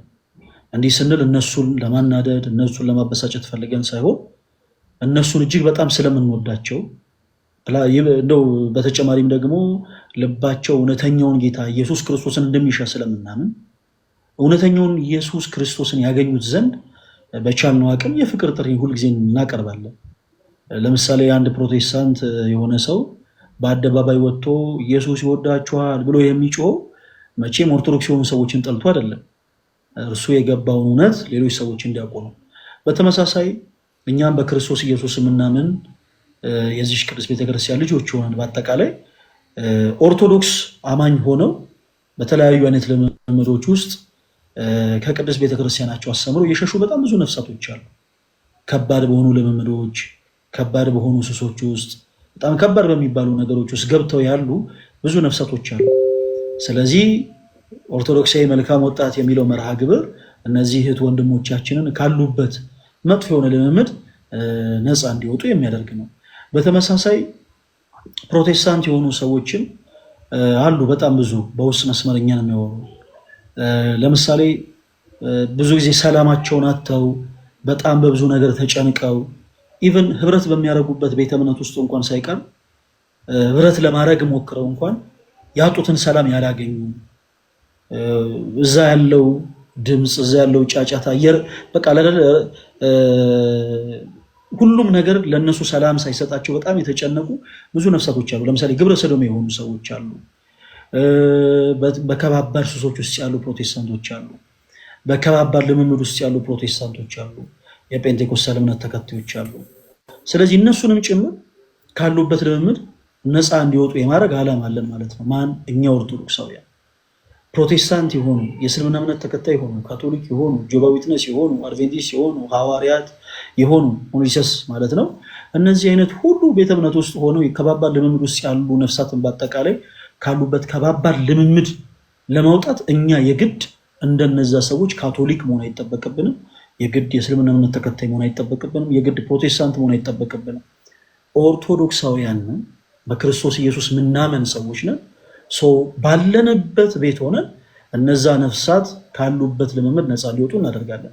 ፕላስ ከዛም በተጨማሪ በነገራችን ላይ ትምህርት ተኮር የሆኑ ነገሮችን እናወራለን። ፕሮፌት ቅድም እንዳልኩት በጣም ብዙ ስሁት የሆኑ ትምህርቶችን እርሶም ሌሎችም ደግሞ ልክ እንደርሱ ያሉ ሰዎች ያምናሉ ብለን እናምናለን እና ሰዎችን በማብሸቅ ሰዎችን በማናደር ሳይሆን በጣም በፍቅር እነዛ ሰዎች ስሁት በሆነ ትምህርቶች እንዳሉ በቻልነው አቅም በመጽሐፍ ቅዱስ ወደ እውነተኛው መንገድ ክርስቶስ ወደ መሰረታት የእምነታችን ጀማሪና ፈጻሚ የሆነው የጌቶች ጌታ የንጉሶች ንጉስ የአምላኮች አምላክ የሆነው ክርስቶስ ወደ መሰረታት ወደዚህ ቅድ እና አይሆፕ እርሶም ብዙ እርግጥ እውነት ነው።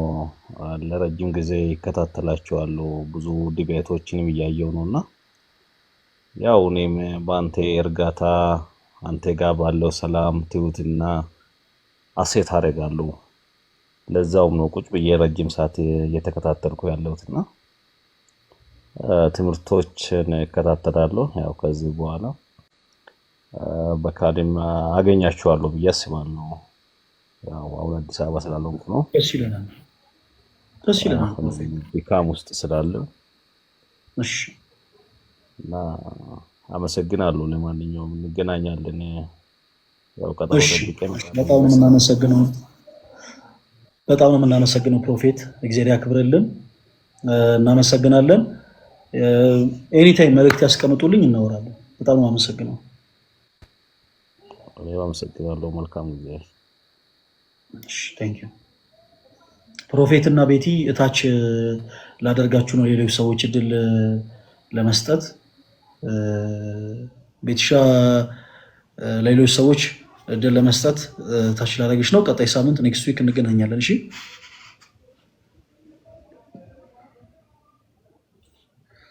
አይሆፕ እንደሰሙ። እሺ ማማይ እንዴት አለሽ? ሰላማችሁ ይብዛ። ፈለገ ከታችም ከላይም ያላችሁ ሰላም ለእናንተ ይሁን። በዚህ ቤቴን ዘግቼ ነው የመጣሁት ብለህ ታምናለህ ፈለገ? ልጆቼን መስዋዕት አድርጌ እንዴ አረኛ ምን መጣ ነበረ ብትነግሩ የምር የሆነ ሰው ሊያገኝ ይፈልጋል ምናምን እና እሱ ቤት ገብተሽ እንድታገናኝልኝ ፈልጋለሁ ምናምን ብሎ ችግሩን ነግሮኝ ይኸው የዮሴፍ የሚለው ልጁ አለ ወንድማችን። እሺ እስከዛ ለሌሎች ሰዎች እድል ልስጥ አይደል?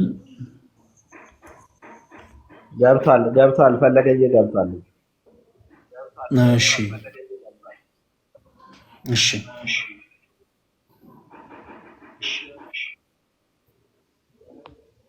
ሰላም ነው እንዴት ነው? በጣም እንደው አንተን ለማግኘት የበላ ነው ፍዳ። እግዚአብሔርን ነው የምልህ በጣም ትንሽ እንትን ብለን ነበረ። አንገብጋቢ ጉዳይ ነው። አንተ አጠገብ የተከፈተ ላይፍ ካለ ዝጉት። ድምጽ ትንሽ ያስተጋባል። አይ ተዘግቷል። አሁን ዘግቼዋለሁ። አሁን አይሰማም? አሁን ጥሩ ነው። ዮሴፍ እንደምን አለ? እግዚአብሔር ይመስገን። ፈለገኝ እንዴት ነህ? እግዚአብሔር ይመስገን። ያው ወንድሜ ተሾመ ይባላል ጓደኛዬ፣ ረጅም ዓመት ጓደኛዬ ነው እና በጣም አንገብጋቢ ጉዳይ ገጥሞት ከዚህ በፊት ምናልባት በማህበራዊ ሚዲያ በጣም በመጥፎ የሚታይና የሚታወስ ልጅ ነበረ በማያውቀው ጉዳይ። ምናልባት ታሪኩን ራሱ ያጋራል። ግን ምናልባት በክርስትናው ህይወት በጣም እንትን ብሎ ስለነበር ተቸግሮ ተጨንቆም ስለነበረ እናንተን ለማግኘት ያልከፈልኩት መስዋዕትነት የለም። እግዚአብሔር ፈቅዶ ቀኑ ዛሬ ሆኖ ተገናኝተናል። በዛም ሐሳቤን የምገልጸው ነገር ይኖራል። ተሾመ ያወራና እንግዲህ የተከፈለው መስዋዕትነት ለድህነት ስለሆነ ያለውን ሐሳቡን ይናገርና እኔም እቀጥላለሁ፣ እንነጋገራለን።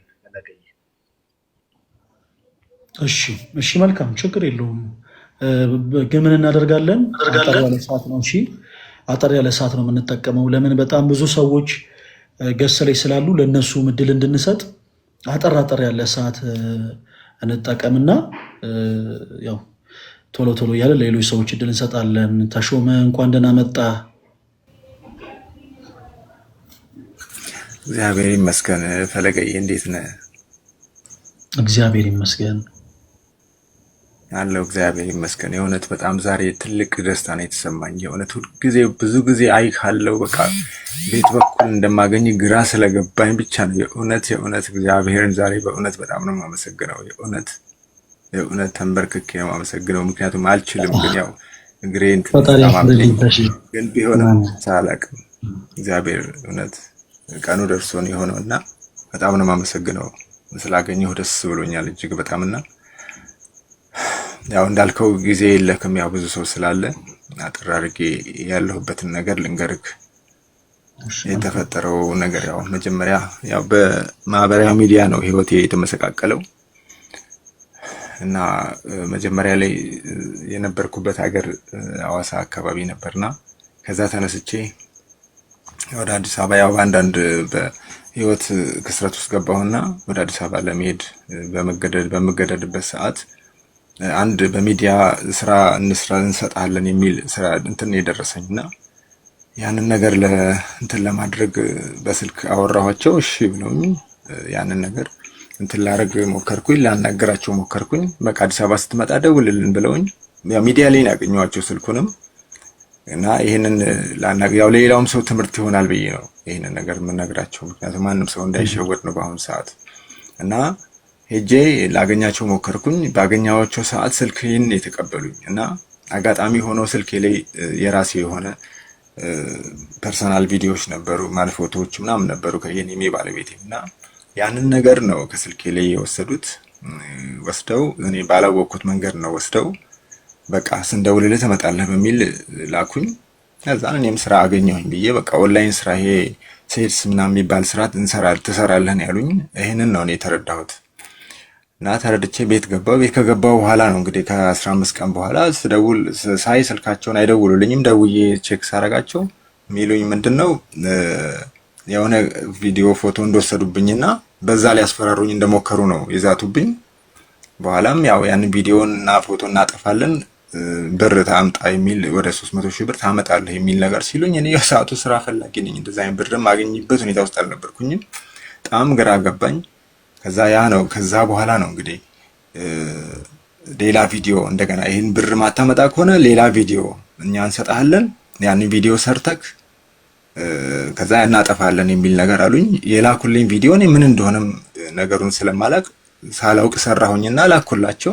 በኋላ ሁለቱን ቪዲዮ ይዘው እንደገና ሌላ 500,000 ብር አምጣ በሚል ነው አስፈራርተውኝ ምንም ማላቅበት ጉዳይ ውስጥ ገባሁኝ። በቃ ወደኩኝ፣ ራሴን አላቅም። እንደገና ድጋሚ ሲያስፈራሩኝ በጣም ሳትኩኝ፣ ራሴን ወደኩ። በቃ ፓላራይዝ ሆነ እንዳለ ሰውነቴ፣ ሙሉ ሰውነቴ በድንጋጤ ማለት ነውና ይሄ ከሆነ በኋላ ነው እንግዲህ ህይወቴ በጣም ምስቅልቅል ውስጥ የገባው።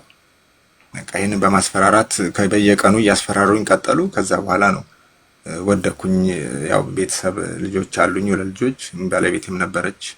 በዚህ ሁኔታ ውስጥ እያለሁኝ ያው ባለቤቴም ከአቅሟ በላይ ሲሆን እናቴ ተጠርታ ነው እንደገና ተመልሼ ወደ ሐዋሳ ልመጣ የቻልኩት። ወደ ሐዋሳ ስመጣ እናቴ በቅፍ ይዛ ነው የመጣችው፣ ተሸክማ ማለት ይቻላል። ያንን አድርጋ ወደ ቤት ይዛኝ መጣች። ቤት መጥቼ ረጅም ጊዜ ለ2 ዓመት ራሴን አላቅም ነበር። ራሴን ሳትኩኝ። በቃ ራሴን ስቼ ሙሉ ሰውነቴ ፓላራይዝ ሆነ፣ ከላይ ከእጄም እግሬም ሁሉ ነገር ይበቃ። እዛን ያው ሕክምናም የተወሰነ አረኩኝ፣ ግን ምንም ለውጥ አላመጣም። ለ2 ዓመት አልጋ ላይ ነበርኩኝ። ለ2 ዓመት ሙሉ ማንንም ምንም አላቅም ነበር። አጋጣሚ ሆኖ ቤተሰቦቼ ደግሞ በሌላ እምነት ውስጥ ነበሩ ያሉት። እንደገና ሌላ ስህተት ነው የተፈጠረብኝ እንደገና። ምክንያቱም ይህንን ነገር አመለጥኩኝ ብዬ ስል እንደገና ደግሞ ወደዚህ ወደ ቤተሰብ ስመጣ ደግሞ የነበሩበት እምነት ሌላ እምነት ነው፣ የፕሮቴስታንት እምነት ውስጥ ነው ያሉት እነሱ ሁሉም፣ እናቴም ቤተሰቦቼ ሁሉ። በዚህ ሁኔታ ውስጥ ሆነው ስመጣ ምክንያቱም መጀመሪያም ከዚህ ተጣልቼ የሄድኩት በዚህ የተነሳ ነው። ከእናቴ ጋር ለምን ሆንሽ በሚል ተጣልቼ ነበር የሄድኩት ወደ አዲስ አበባም ሲሄድ እና እንደገና ተመልሼ ስመጣ የእነሱ ጋር ነኝ ያለሁት። ከቅዠቴ ስነሳ ከዛ ከ2 ዓመት በኋላ ስነሳ እነሱ ጋር ነው ያለሁት። በኋላ በአንገቴ ላይ ክር ተበጥሷል። ብዙ ታሪክ ተፈጥሯል። በቃ ይሄ ሁሉ ነገር ሆኖ አሁን ኦልሬዲ ወደ 5 ዓመት ሆኖኛል እዚህ ከተቀመጥኩ። የትም መሄድ አልቻልኩ። መጨረሻ ላይ ያው ትዳሬም ተበላሸ፣ ተበተነ። ባለቤቴም ወዴት እንደሄደች የማውቀው ነገር የለም። አንዷን ልጄ ብቻ አጠገቤ ነው ያለችው።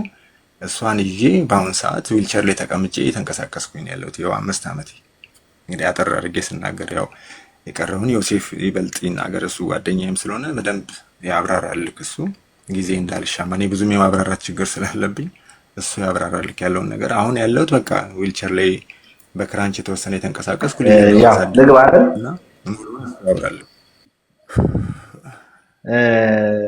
ያው ጉዳዩን በተወሰነ ደረጃ ተሼ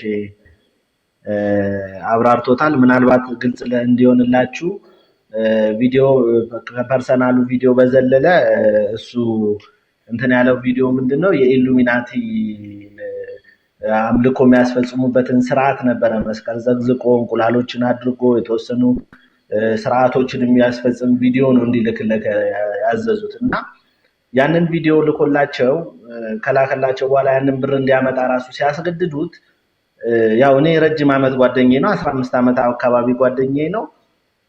ምንም የምናውቀው ነገር የለም። እሱ ማንንም ሳያማክረኝ ቪዲዮ ላከላቸው። ከዛ በኋላ ያ ቪዲዮ በማህበራዊ ሚዲያ ሲለቀቅ ነው ልጁ ፓራላይዝድ ነው። መጀመሪያ ቪዲዮውን ላክልን ያሉት ከባለቤቱ ጋር የነበረውን ፐርሰናል ቪዲዮ ነው። ምናልባት እዚህ ሚዲያ ላይ እንደ ሃይማኖትም ፔጅ እንደመሆኑ መናገሩ አስፈላጊ አይደለም፣ ግን ፐርሰናል ቪዲዮ ከተባለ በቂ ነው። የኢሉሚናቲው ግን ምን ያህል ህይወቱን እንዳመሰቃቀለው ማወቅ የሚቻለው ያንን ካየ በኋላ ባለቤቱ ቤተሰቦች ጋር ነው ቪዲዮ የተላከው። መጀመሪያ ፐርሰናል ቪዲዮ ተላከ። ቀጥሎ ደግሞ የኢሉሚናቲው ቪዲዮ ሲለቀቅበት ልጁ ፓራላይዝድ ሆኖ ቤት ተቀመጠ። እንደነገራችሁ እናትየው ፕሮቴስታንት ነች። ልዩ ጩፋ ጋር ይዘው ሄዳለች። እንግዲህ ነፍሱን ሳያውቅ ማለት ነው። ከዛ በኋላ ዮናታን ጋር ሄዶ መልካም ወጣት ተምሯል። አልፎ ተርፎ በህይወቱ አሁን ላይ እየገጠመ ያለው ነገር ፈለገ እግዚአብሔር ነው ከህይወቱ ሊያስወጣው የሚችል በጣም ብዙ ኬዞች ገጥመውታል። ይሄ ነገር የገጠመው ነገር ምንድነው? እናቱ ፕሮቴስታንት ነች። ከሰዎች ጋር አስተባብረን የተወሰነ ጸበል ሊሄድ ወደ ጊዮርጊስ በርሜል ጊዮርጊስ ሊሄድ ሰዎች የፕሌን ቲኬት ሊሸፍኑለት፣ ከዛ በኋላ ደግሞ ለምግብ እዛ ላለው ለተወሰነ ነገር ልጁንም ይዞ ሲሄድ ለምናምን ሰው እያፈላለግንበት ባለንበት ሰዓት ሰማች። ይሄን እንግዲህ ኢማጂን ልጁ እምቢ ብሎ ትቶ በስንት እንትን ጸሎት እንዲጀምር አድርጌ ውዳሴ ማርያም እንዲደግም በተቻለው መጠን መዝሙረ ዳዊትን እንዲደግም እየቻለ የማታው እያስተባበርኩ እኔ በመንፈሳዊ ሕይወቴ ጠነከርኩ አይደለሁም እንደሱ። ግን ምናልባት ቀጨኔ መድኃኔዓለምን ታውቀዋለህ? እዛ ድቁና ተምሬያለሁ። ያላገለገልኩበትም ብዙም አላገለገልኩበትም እንጂ ቀጨኔ መድኃኔዓለም ያደግኩ ልጅ ነኝ። እዛም ሰንበት ትምህርት ቤት ፈለገ ሕይወት ሰንበት ትምህርት ቤት እዛ ነው ያደግኩት እና ባለበት ሁኔታ አሁን በተወሰነ መሰረት እያስያዝኩት ባለበት ሁኔታ እንደናንተ ያለ ሰው የሚያበረታው የሚያጸናው በሃይማኖቱ እንዲበረታ አይዞ በርታ ጎበዝ የሚለው ሰው ያስፈልገዋል። የተከበበው እንዳለ ቤተሰቦች ሁሉ ፕሮቴስታንቶች ናቸው። እሱ ከዛች ቤት ላይ የተወሰኑ ጓደኞች አዋተው ትንሽ ሱቅ ከፍተውለት ጉሊት ይሸጣል። ጉሊት ማለት ድንሽ ከሰል ምናምን ቁጭ ብሎ እየሸጠ ልጁን እያሳደገ ነው። በዛ ብሎ እህት ወንድሞቹ በፕሮቴስታንት እምነት ወስደው ታግለው አልችል ሲለው እቤቱ ተቀመጠ። አንገቱ ላይ ማህተብ አረገ። የእመቤታችንን ስዕል ቤት ሲያስገባ ቸርች ሲቀር እናትየው 10 ሜትር 2 ሜትር በማይሞላ ቦታ ውስጥ እሱ ከፈተችበት እናቱ። ያንንም ችሎ ፈተና ነው ብሎ ተቀምጦ ጸበል ሊሄድ መሆኑን ስትሰማ ከቤት አስወጣዋለሁ ብላ ዝታ ከጸበል አስቀረችው። አሁን ባለበት ሐዋሳ መጥተህ የነበረ ሰዓት ቪዲዮዎችን ማይቼ አንተን ለማግኘት ብዙ ጣርን አልቻለም። ቢያንስ እዛ ሄደ አይተው ታበረታው ነበረ፣ ታጸናው ነበረ። ጠርተውም ቢሆን ስላሴ ቤተክርስቲያን አለ ከጀርባና እባክህ እንደው ይሄንን ወንድሜ እባክህ አትርፍልኝ። በጣም ወደው ጓደኛዬ ነው። በሃይማኖቱ በጣም ተስፋ ቆርጦ እውነቴን ነው የምልህ ባለቤቱ ከታመመ በኋላ ነው ጥላው ሄደች። ሲታመም ስታይ ጥላው ሄደች። ጥላው ስትሄድ ጉሊት እየሸጠ ልጁን እዚህ አድርሷል። በመንፈሳዊነቱ ኢሉሚናቲ ቪዲዮ ሰርተውበት በዚህ አጋጣሚ ምንም የሚያገናኘው ነገር የለም ከሃይማኖት ጋር። ዮኒ ማኛ ገብቶ የልጁን ሁኔታ ተረድቶ ይሄን ቪዲዮ የለቀቁትን ሰዎች ሳድስ ሚዲያ ታውቁት ይሆናል አጥፉ፣ ይሄን ሚዲያ ፕሮሞሽን እየሰራችሁበት ነው። ልጁ ተጸጽቶ ይቅርታ ጠይቋል በይፋ። ስለዚህ አጥፉ ተብሎ ሌላ ፕሮሞሽን ይሰሩበት የነበረውን ቪዲዮ አስጠፍቶለታል ገብቶ። በዛውም ለሱ ማመስገን እንፈልጋለን፣ እናመሰግናለን በዚህ ጉዳይ ላይ። አዘርዋይስ ግን ከዛ በኋላ ያለው በመንፈሳዊ ሕይወት ምንም ያገናኘው ስለሌለ ፊዮኒ ምክርን መቀበል አይችልም፣ ሊመክረውም አይችልም ባለበት ደረጃ። ከዛ ወደ መንፈሳዊ ሕይወቱ ግን ወደ እናንተ መምጣት አለብን። መተናል። እንግዲህ እኔ ወንድሜ እንድታተርፍልኝ እፈልጋለሁ። ፈለገ በጣም ሰው ያስፈልገዋል፣ መንፈሳዊ አባት ያስፈልገዋል። በረጅም ዓመት ቅሟል፣ መጠጥ አያውቅም እንጂ ቅሟል፣ ብዙ ዓመት ቅሟል። ወደ እመቤቴ የተመለሰው አሁን እመቤቴን ይወዳታል፣ ልጁም እሷም ትወዷለች። በነገራችን ላይ የጴንጤ ቸርች ነው ልጁ የምትማር። እነሱ ሲዘምሩ ዘምሪ ሲሏት የእመቤቴ መዝሙር ካልሆነ አልዘምርም እያለች ነው የምትቀመጥ እዛ ቸርች ውስጥ። ምናልባት ይህን ስለተናገርኩም ሊያባሯት ይችላሉ ነገ ሰምተው። ግን ልጁ ነፃ ከወጣ ይበቃል። በቃ ተሾመ ነፃ ከወጣ ይበቃል። ይሄን ያህል መስዋዕትነት እየከፈለ ነው ልጁ። የቸርች ትምህርት ቤት ነው የምትማር፣ በነፃ ነው የሚያስተምሩለት። ዘምሪ ይሏታል፣ ስለ ሃይማኖት ይጠይቋታል። ኦርቶዶክስ ለምን ሆንሽ ማህተብሽን በጥሽ እያሉ እያስቸገሯት እየተማረች ነው ያለችው። ላለው ነገር በመንፈሳዊ ሕይወቱ አበርታልኝ። በጣም ብዙ የፈለግንህ ለዚህ ነው። እንግዲህ ይሄ ነው ማለት የምፈልግ። የተሳሳትኩት ነገር ካለ ይቅርታ ተሾመ። ግልጽ መናገር አለብህ አንተ። ኢሉሚናቲ ብለህ ተናገር፣ ድብስብስ አድርገህ አታሳልፍ። ምክንያቱም ህይወትህን ያጣህበት ነገር ነው። ይሄንን ታውቃለህ፣ ትረዳለህ በስነ ስርዓት። ስለዚህ ይሄን ያለው እውነት ፈለገኝ። ኦኬ፣ በጣም ነው የማመሰግነው ዮሴፍ። በጣም ትልቅ ስራን የሰራው። በዚህ አጋጣሚ ተሾመ በስላወቅኩ አንተንም እጅግ በጣም ደስ ብሎኛል። በጣም እዚህ ጉዳይ ላይ የአንድ ሰው ሀሳብ ብቻ በነገራችን ላይ በቂ አይደለም። በመጀመሪያ ደረጃ ይሄ መልእክት የሚደርሳችሁላችሁ ምናልባት እዚህ ውስጥ የምትኖሩ ሊሆን ይችላል። የህግ አካላት ከሁሉ በፊት የእናንተ እገዛ ያስፈልገዋል። ምክንያቱም እያንዳንዳችን በህይወታችን ላይ አደጋ የሚያደርሱ ወንጀለኞችን በህግ አግባብ ከሰን ያወራናቸውን ሪከርዶች፣ የተለያዩ ነገሮች በህግ አግባብ ወጥተው እነዛም ስልክ ቁጥሮች እነዛም የድምፅ ቅጂዎች በአጠቃላይ ባለቤት ስላላቸው ማለት ነው ባለቤቶቹ በህግ አግባብ ሊጠየቁ ይችላሉ። እና በቻላችሁት አቅም እባካችሁን ትዳሩን እስከሚያጣ ድረስ የገዛ ቤተሰቦቹን እስከሚያጣ ድረስ በማያውቃቸው ሰዎች ህይወቱ የተመሰቃቀለበትን ይህንን ሰው መርዳት የምትችሉ ሰዎች ካላችሁ በህግ አግባብ በልዑል እግዚአብሔር ስም እንድትረዱት እንጠይቃለን። ከዛ በመቀጠል ብዙ ጊዜ ሌላ ቦታ ፕሮሞት ይደረጋል። እኔ አሁን የሆነን ፕሮቴስታንት የሆነን ሰው ማናደድ ማብሸቅ ፈልጌ አይደለም። ወደ ኦርቶዶክስ ቤተክርስቲያን የእስልምና እምነት ተከታይ የሆነ ሰው ጸበል መጠመቅ ፈልጎ ሲመጣ ሂጃባችሁን አውልቁ፣ ጀለቢያችሁን አውልቁና ጣሉ የሚል አንድም ካህን፣ አንድም ዲያቆን፣ አንድም ምዕመን የለም።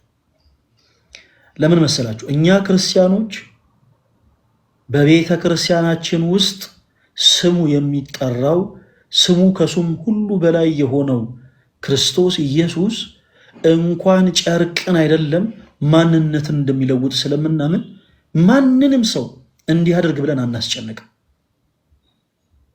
ኦርቶዶክሳውያን እዛኛው ቤት እንዲህ እንደሚደረግ ግልጽ ነው፣ እሙን ነው። ፕሊስ እባካችሁ እንደዚህ የምታደርጉ ፕሮቴስታንት የሆናችሁ እህት ወንድሞች፣ እንደዚህ የምታደርጉን ያልኩት እባካችሁ በሰው ህይወት አትቀልዱ። ማህተብን በጥስ፣ አለበለዚያ ትራባለህ፣ አለበለዚያ ትጠማለህ፣ አለበለዚያ እንዲህ እናደርግብሃለን፣ ከቤት እናባረርሃለን፣ አለበለዚያ እንዲህ አይነት ነገር እንዘጋብሃለን የምትሉ እባካችሁ እንደዚህ አታደርጉ። ማንም ሰው ሊያደርግ አይገባም እንደዚህ አይነት ነገር። ኦርቶዶክስ የሆናችሁ ሰዎች እንደዚህ የምታደርጉ ካላችሁ እንደዚህ አታደርጉ ፕሊስ። የሆነ ሰው ፕሮቴስታንት ሊሆን ሲል ከቤት እናስወጣሃለን፣ ይሄን የምትበለውን ነገር እናቆማለን፣ እናግድብሃለን፣ የሆነ ነገር ቀኑን ጨለማ እናደርግብሃለን ምናምን አትበሉ ባካችሁ ፕሊስ አትበሉ። እንደዚህ የምትሉ ሰዎች ካላችሁ እንደዚህ አትበሉ። ሰዎችን ቤት እንዲያድሩ በመፍቀድ የዕለት እንጀራቸውን በመስጠት አይደለም፣ በክርስቶስ ኢየሱስ እንዲያምኑ የምናደርገው። ሐዋርያት እንደሰበኩት ብርና ወርቅ ሳይዙ ሐዋርያት በዓለም ሁሉ ዞሮ የክርስቶስ ኢየሱስን ወንጌል ሰብከዋል። ስለዚህ እኛም ክርስቶስን የምንሰብክ ሰዎች ከማቴሪያል ወጥተን ቃሉ ላይ ፎከስ ብናደርግ መልካም። ተሺ ወንድማችን የሆነውን ነገር ሁላችሁም ሰምታችኋል። የተፈጠረው ነገር እጅግ በጣም ስላስደነገጠው ሰውነቱ ፓራላይዝ እስከመሆን ድረስ ደርሷል። ኦኬ፣ ፓራላይዝ እስከመሆን ድረስ ደርሷል። አንዲት ሴት ልጅ ብቻ ነች ያለችው። ይሄንን ወንድማችንን ልንረዳው አይገባም? ክርስቲያኖች ልንረዳው ይገባል። በመጀመሪያ ደረጃ ተሺ በቻልኩ አቅም እኔ በእምነትህ እንድትጸና እጅግ በጣም በጣም በጣም በጣም እመክራለሁ። ሲቀጥል ሰው እንደ እምነቱ ይፈወሳል። ሰው እንደ እምነቱ ፈውስን ያገኛል። ማቴዎስ ወንጌል ምዕራፍ 9 ላይ ያች የክርስቶስ ኢየሱስን የልብሱን ዘርፍ የነካችው ሴት የልብሱን ዘርፍ ነክታ የዳነችው በነጋችን ላይ ጨርቁን ስለነካች ነው እንዴ? ተወዳጆች ጨርቁን ስለነካች ነው እንዴ? መልሱልኝ። ጨርቁን ስለነካች ነው? አይደለም። ጨርቁን ስለነካች ሳይሆን በእምነት ጨርቁን ስለነካች ነው። እንዲሁ ጨርቁን ስለነካች ብቻ አልተፈወሰች። እንዲሁም ጨርቁ የነካቸው ብዙዎች ነበሩ። ምክንያቱም ጌታችን ኢየሱስ የነበረበት ቦታ በራሱ የገበያ ቦታ ነበረ። እንዲሁ ዝም ብላችሁ ጸበል ቦታ ሄዳችሁ ጸበል የምትጠመቁ ሰዎች ፕሊስ አትልፉ ባካችሁ። እንዲሁ ዝም ብላችሁ ገዳም ስለጨነቃችሁ እንትን ልሂድ ብላችሁ የምትሄዱ ሰዎች በመጀመሪያ የሚቀድም ነገር አለ። ያ ደግሞ በእምነት መጓዝ። በቃ የሆነ ገዳም ልሂድ እግዚአብሔር አምላክ ፈውስን ይሰጠኛል ብላችሁ አምናችሁ ተጓዙ። ወደ ክርስቶስ መቅደስ ልቅረብ ክርስቶስ በካህናቱ በኩል አድሮ ይፈውሰኛል ብላችሁ አምናችሁ ቅረቡ። ማቴዎስ 9 ላይ የነበረችው ያቺ ሴት 12 ዓመት ነው ደም ሲፈሳት የነበረችው። 12 ዓመት ኢማጂን፣ 12 ዓመት ሳይቋረጥ ደም መፍሰስ ማለት በጣም ከባድ ነገር። 12 ዓመት ደም ሲፈሳት የነበረች ያቺ ሴት በእምነት ነው ወደ ክርስቶስ ኢየሱስ የቀረበችው፣ በእምነት። እናም የቀሚሱን ጫፍ ነካች፣ የልብሱን ዘርፍ በነካች ጊዜ ክርስቶስ ኃይል ከኔ ወጥቷል አለ። እናም ወደ እርሷ ዘወር ብሎ በጣም ደስ የሚል ቃልን ተናገራት። ልጄ ሆይ እምነትሽ አድኖሻል አላት። እምነትሽ ምን ብሎሻል? እምነትሽ አድኖሻል። ክርስቲያኖች በጣም ከባድ በሆኑ ችግሮች ስትያዙ፣ በጣም ከባድ በሆኑ ደዌዎች ስትያዙ የሚያድናችሁ እምነታችሁ ነው። ስለዚህ በክርስቶስ ፍጹም እምነት ይኖራችሁ። ፍጹም እምነት። ያላመነ ሰው ጸበል ከገባ ጸበሉ ለሱ ፈውስ ሊሆን አይችልም። ኦኬ። እንዲሁ በነገራችን ላይ በዚህ አጋጣሚ አንዳንድ ጊዜ ሰዎችን ይሄ በሰንሰለት ምናምን አስራችሁ ጸበል ቦታ የምትወስዱ ሰዎች እንዲህ አይነት የቤተ ክርስቲያን ስርዓት የለም። እባካችሁ ተው። እንዲሁ ዝም ብላችሁ በግድ የሆነ ጥፍንግንግ አድርጋችሁ ልክ ማዕከላዊ ይሄድ ይመስል ሰውን ጥፍንግንግ አድርጋችሁ ጸበል ቦታ የምትወስዱ ሰዎች እባካችሁ ረፉ። እንዲህ አይነቱ ነገር ጥሩ አይደለም። ይሄ ቤተክርስቲያናችንም ስርዓት አይደለም። አጋንንት የሚታሰረው በክርስቶስ ኢየሱስ ስም እንጂ በሰንሰለት አይደለም። አጋንንት የሚታሰረው በስመ ሥላሴ እንጂ በጧፍ አይደለም። እና የሆነ ሰዎችን እንዲህ ጥፍን ጋርጋችሁና መውሰድ የምትፈልጉ ሰዎች ቢቻል እናንተ ጸበል ብትጠመቁ ጥሩ ነው። ቢቻል እናንተ እንደዚህ የምታደርጉ ሰዎች ተጠግታችሁ ጸበል ብትጠመቁ ጥሩ ነው። ሰው በእምነት ሲገባ ነው በነገራችን ጸበሉ የሚፈውሰው። ላላመነ ሰው ያ ሻወር ነው የሚሆነው። ላመነ ሰው ነው ያ ጸበል ሆኖ የሚፈውሰው። ስለዚህ ስንጓዝ ወደ ጸበሉ፣ ወደ እምነቱ፣ ወደ መቅደሱ፣ ወደ ሁሉም ነገር ስንጓዝ በእምነት ይሁን እና ታሺ ወንድማችን በክርስቶስ ፍጹም እምነት ይኖር። በእምነት ደግሞ ወደ መቅደሱ እንድትጠጋ ፈልጋለሁኝ። እንዴት እናደርጋለን? ሁሉም ነገር ሚዲያ ላይ አይወራም። ዮሴፍም ተሺም ሁሉም ነገር ሚዲያ ላይ አይወራም። ስለዚህ በማማይ በኩል ስልክ ቁጥራችሁን አስቀምጡልኝና ሌላ መንፈሳዊ ማድረግ ያለብህን ነገር ተሺ በቻልነው አቅም በስልክ ለመውረድ እንሞክራለን። እዚህ ውስጥ ያላችሁ ኦርቶዶክሳዊ የሆናችሁ እህቶች ወንድሞች፣ ፕሮቴስታንት የሆናችሁ እህቶች ወንድሞች፣ የእስልምና እምነት ተከታይ የሆናችሁ እህቶች ወንድሞች፣ የካቶሊክ እምነት ተከታይ የሆናችሁ እህቶች ወንድሞች፣ የጆባ ዊትነስ፣ የአድቬንቲስት፣ የኦንሊ ጂሰስ እምነት ተከታይ የሆናችሁ እህቶች ወንድሞች፣ ሰውን ለመርዳት ሰው መሆን በቂ ነው እና ይሄንን ወንድማችንን እባካችሁ ሁላችሁም እርዱት። ሁላችሁም በቻላችሁት አቅም እርዱት። በቻላችሁት አቅም ይሄ ሰው እርዳታ ይፈልጋልና ቢቻል እርዳታን መስጠት የሚችሉ ሰዎች ጋር የእሱ ጉዳይ ይደርስ ዘንድ ክርስቲያን የግዴታችሁን ተወጡ።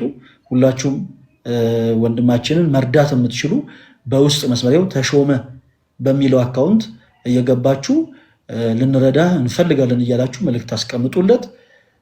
በቻላችሁት አቅም እርዱት። በሌላው ጉዳይ ግን ቅድም እንዳልኩት ዮሴፍ እና ተሼ በማማይ በኩል ቁጥራችሁን አስቀምጡልኝ። በፐብሊክ ደረጃ ያው ቁጥር ስለማልሰጥ ማለት ነው እና ምን ማድረግ እንዳለበት ተሼ አንዳንድ ነገሮችን እነግርሃለሁ። ኦኬ፣ አንዳንድ ነገሮችን በጣም በመንፈስ ህይወት ያን ያክል በጣም ጠንካራ ሆንኩ ሰው አይደለሁኝም፣ ግን በቻልኩት አቅም ሁሉን የሚችል አምላክ አለኝና አንዳንድ ነገሮችን እነግርሃለሁኝ። እነዛን ነገሮች ደግሞ እንደምትጠቀምባቸው ተስፋ አደርጋለሁ። በማማይ በኩል ስለመጣችሁ በእሷ በኩል ስልካችሁን አስቀምጡልኝ። ዮሴፍም ተሼም ስለመጣችሁ በጣም ነው የማመሰግነው።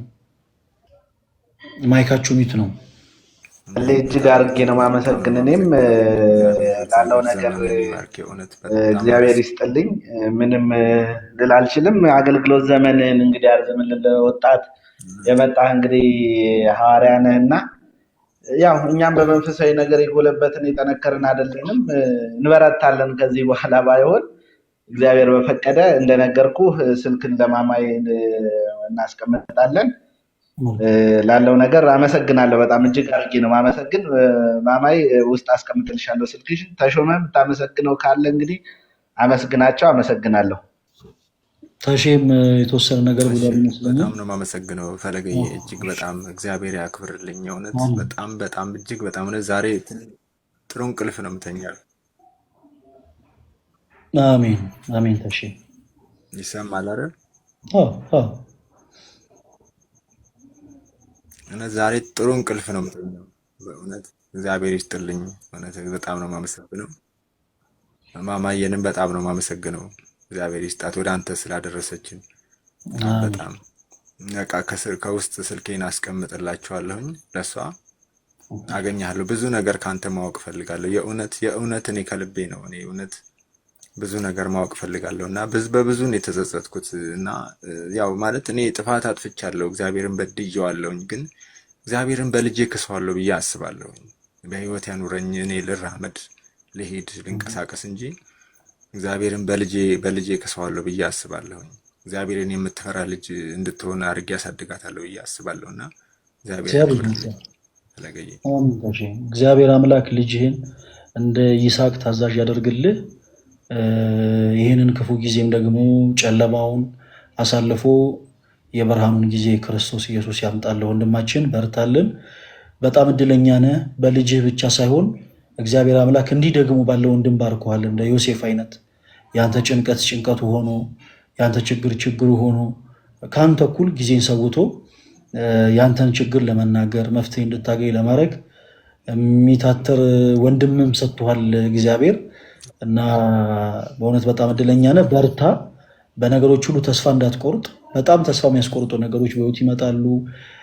መራብ ይኖራል፣ መጠማት ይኖራል፣ መቸገር ይኖራል፣ ብዙ ነገር፣ በጣም ብዙ ነገር እና በነገሮች ሁሉ ልትጠነክር ይገባል። እግዚአብሔር ደግን ጊዜ እንደሚያመጣ ተስፋ ማድረግ ያስፈልጋል እና በርታ። ሌሎቹ ነገሮች ግን በስልክ እናወራለን። እሺ እሺ እሺ እሺ ፈረገኝ። እሺ አስቀምጣለሁ ስልኬን። እሺ እሺ፣ ሰላም ሁኑ። ደህና ደሩ። እሺ ሰላም ሁንልኝ። እሺ ደህና ደሩልኝ። አመሰግናለሁ። ማማዬም ፈለገም አመሰግናለሁ። ደህና ደሩልኝ። መልካም ጊዜ። አሜን አሜን። ኦኬ እሺ፣ ለማን እድል እንስጥ? ቅምጥ ነው የሚለው ቅምጥል ነው የሚለው ቅምጥል። ሰላም ፈለገ፣ እንዴት አለ? ደህና ነሽ? ስምሽ ነው ይሄ ነገር? ቃል ኪዳን እባላለሁ። ቃሉ፣ እንዴት ነሽ? እግዚአብሔር የተመሰገነ ይሁን። ኦኬ፣ ከየት ቤት እምነት ነው የመጣሽው? ኦርቶዶክስ። ኦኬ እሺ። ለምን ነበር ሪኩዌስት የላክሽልን? ምን መሰለ ፈለገ፣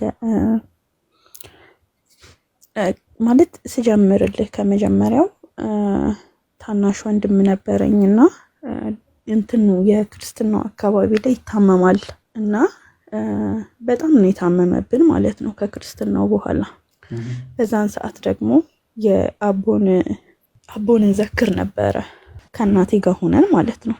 እና በምንዘክር ሰዓት ያው በማህበር ሆነው ስለነበር እዛ ማህበር ላይ አንድ ሰው እንተዋወቃለን። ያ ሰው ምን ይለናል? ይሻለዋል እና የምናደርጋቸው ነገሮች ይኖራሉ፣ ይሻለዋል፣ ደህና ይሆናል ይባላል እና ያ ሰው ወደ ህይወታችን ይገባል። አሁን ኦልሞስት ወንድሜ 6 ዓመት ሆኖታል። ይሄ ይሻለዋል ያለን ሰውም ወደ ህይወታችን ከመጣ 5 ዓመት ምናምን ይሆናል። አሁን ዓመት ሆኖታል ከኛ ህይወት ከወጣ። ግን በቃ ከጊዜያት በኋላ ቤታችን ውስጥ ያለው ነገር እየተበላሸ መጣ። ብዙ ነገሮች እየተቀየሩ መጡ። ብዙ ነገሮች መደረግ ተጀመሩ። አሁን እዚህ ላይ ፐብሊክ ላይ እንዲህ ብዬ ማውራት አልችልም። ብዙ ነገሮች ተደረጉ። እኔ ግን ምን እል ነበር? በጣም እቃወም ነበር። ምክንያቱም ከእግዚአብሔር በላይ ማንም ኃይል የለውም። ማንም ምንም የማድረግ ኃይል የለውም። የማዳን እነዛን ከእግዚአብሔር ፈቃድ ውጭ ሆኖ የተባሉት ፈቃደኛ ከሆንሽ እነዛን ነገሮች ንገሪኝ ግልጽ አደርገሽ እና ደግሞ አታልቅሽ። እሺ አይዞሽ፣ ግልጽ አደርገሽ ግን ንገሪኝ ፈቃደኛ ከሆንሽ።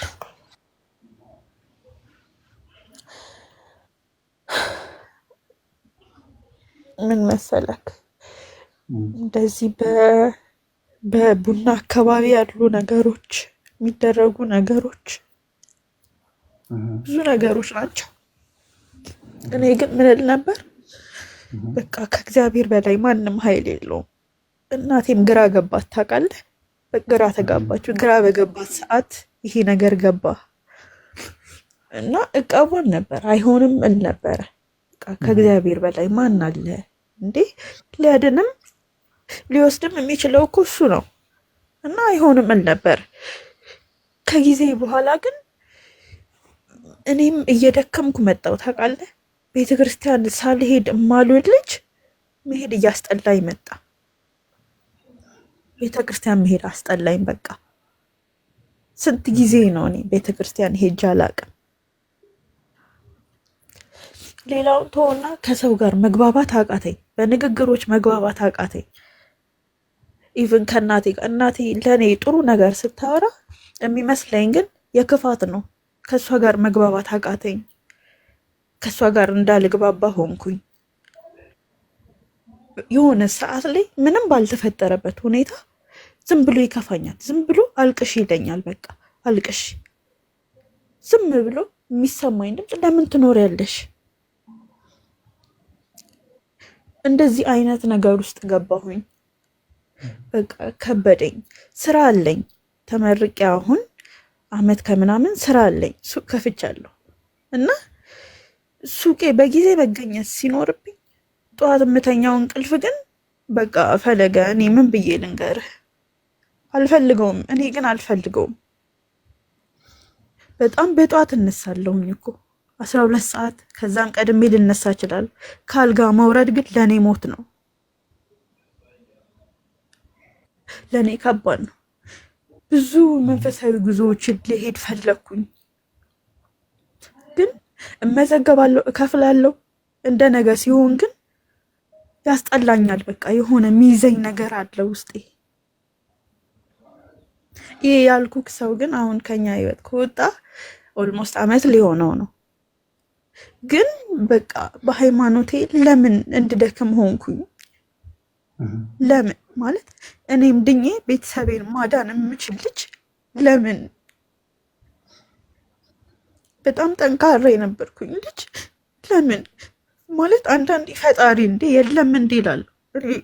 ፈጣሪ ልጁ አይደለሁም እኔ የምጸልየውን ጸሎት አይሰማኝም ነው ምንድን ነው እላለሁ። ለምን እንድደክም ሆንኩኝ? ለምን ለዚህ አይነት አሰራር ማለት እንዳምን ሆንኩኝ? ይሆናል እንዴ እንደዚህ አይነት አሰራሮች ይሆናሉ እንዴ ብዬ ለምን እንዳምን ሆንኩኝ? እንዴት ብዬ ልመለስ? መልካም ቃሉ አለን ስላገኘንሽ። እንዲህ አይነቱ ነገር በጣም ብዙ ቤቶች ውስጥ አለ። በነገራችን ላይ በከባድ ልምምዶች ውስጥ ያላችሁ ጭምር ኑ ያለን ስንጠራ የነበረው ለዛ ነው። በእንዲህ አይነቱ ነገርም በጣም ብዙ የተቸገሩ ብዙ ሰዎች አሉ። ቃሉ ማለት ይሄን እንዲህ አይነቱ ጉዳይ እናንተን ቤት ብቻ ያንኳኳ አይደለም።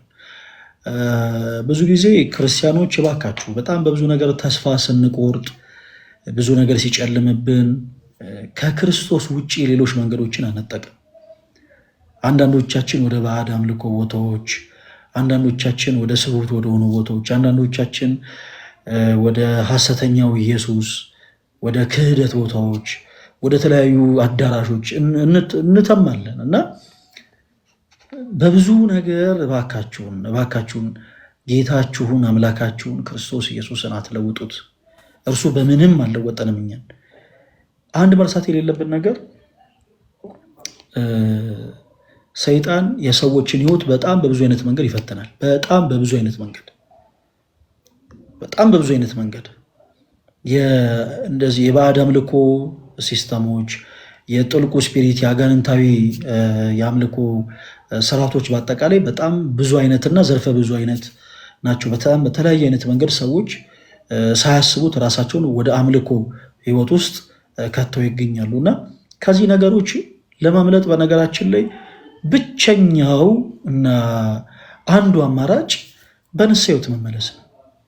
አጥፍተን ነበረ፣ ከክርስቶስ ርቀን ስሁት የሆነ ነገር አምልከን ወደ ጣዖት ሊሆን ይችላል፣ ወደ ባዕድ ነገር ሊሆን ይችላል፣ ወደ ተለያዩ ነገሮች ራሳችንን ባሪያ አድርገን አቅርበን አስገዝተን ነበረ። አዎ ሊሆን ይችላል። ከዛ ግን እንዴት እንውጣ? ኦኬ ዋት በንስሐ ህይወት መመለስ። በነገራችን ላይ ሰይጣን እንኳን የእናንተን ህይወት ፊክስ ሊያደርግ ይቅርና እንኳን በህመም በደዌ የተያዙ የቤተሰቦቻችሁን አካል ነፃ ሊያወጣ ይቅርና በእናንተ ላይ አንዳች ስልጣን የለውም። አንዳች ስልጣን። ክርስቲያኖች እባካችሁን አትሞኙ። እስፔሻሊ በዚህ ዘመን ወንጌል በሁሉም አቅጣጫ በሚሰበክበት በዚህ ዘመን እባካችሁ አትታለሉ። ልጄ ታማብኛለችና ፕሮቴስታንት ልሁን የምትሉ ሰዎች እባካችሁን ተረጋጉ። ልጄ ታሞብኛልና የሆነ እንደው አንድ አዋቂ ያለ እሱ ጋር ሄጄ ልስገድ የምትሉ፣ እንደው እናቴ አባቴ ታመዋል እና እነሱ ሊፈወሱ አልቻሉም እና የሆነ ባዕድ ነገር ላምለክ የምትሉ ሰዎች እባካችሁን ተረጋጉ። ራሳችሁን ለዲያብሎስ ቀንበር መልሳችሁ አታስገዙ።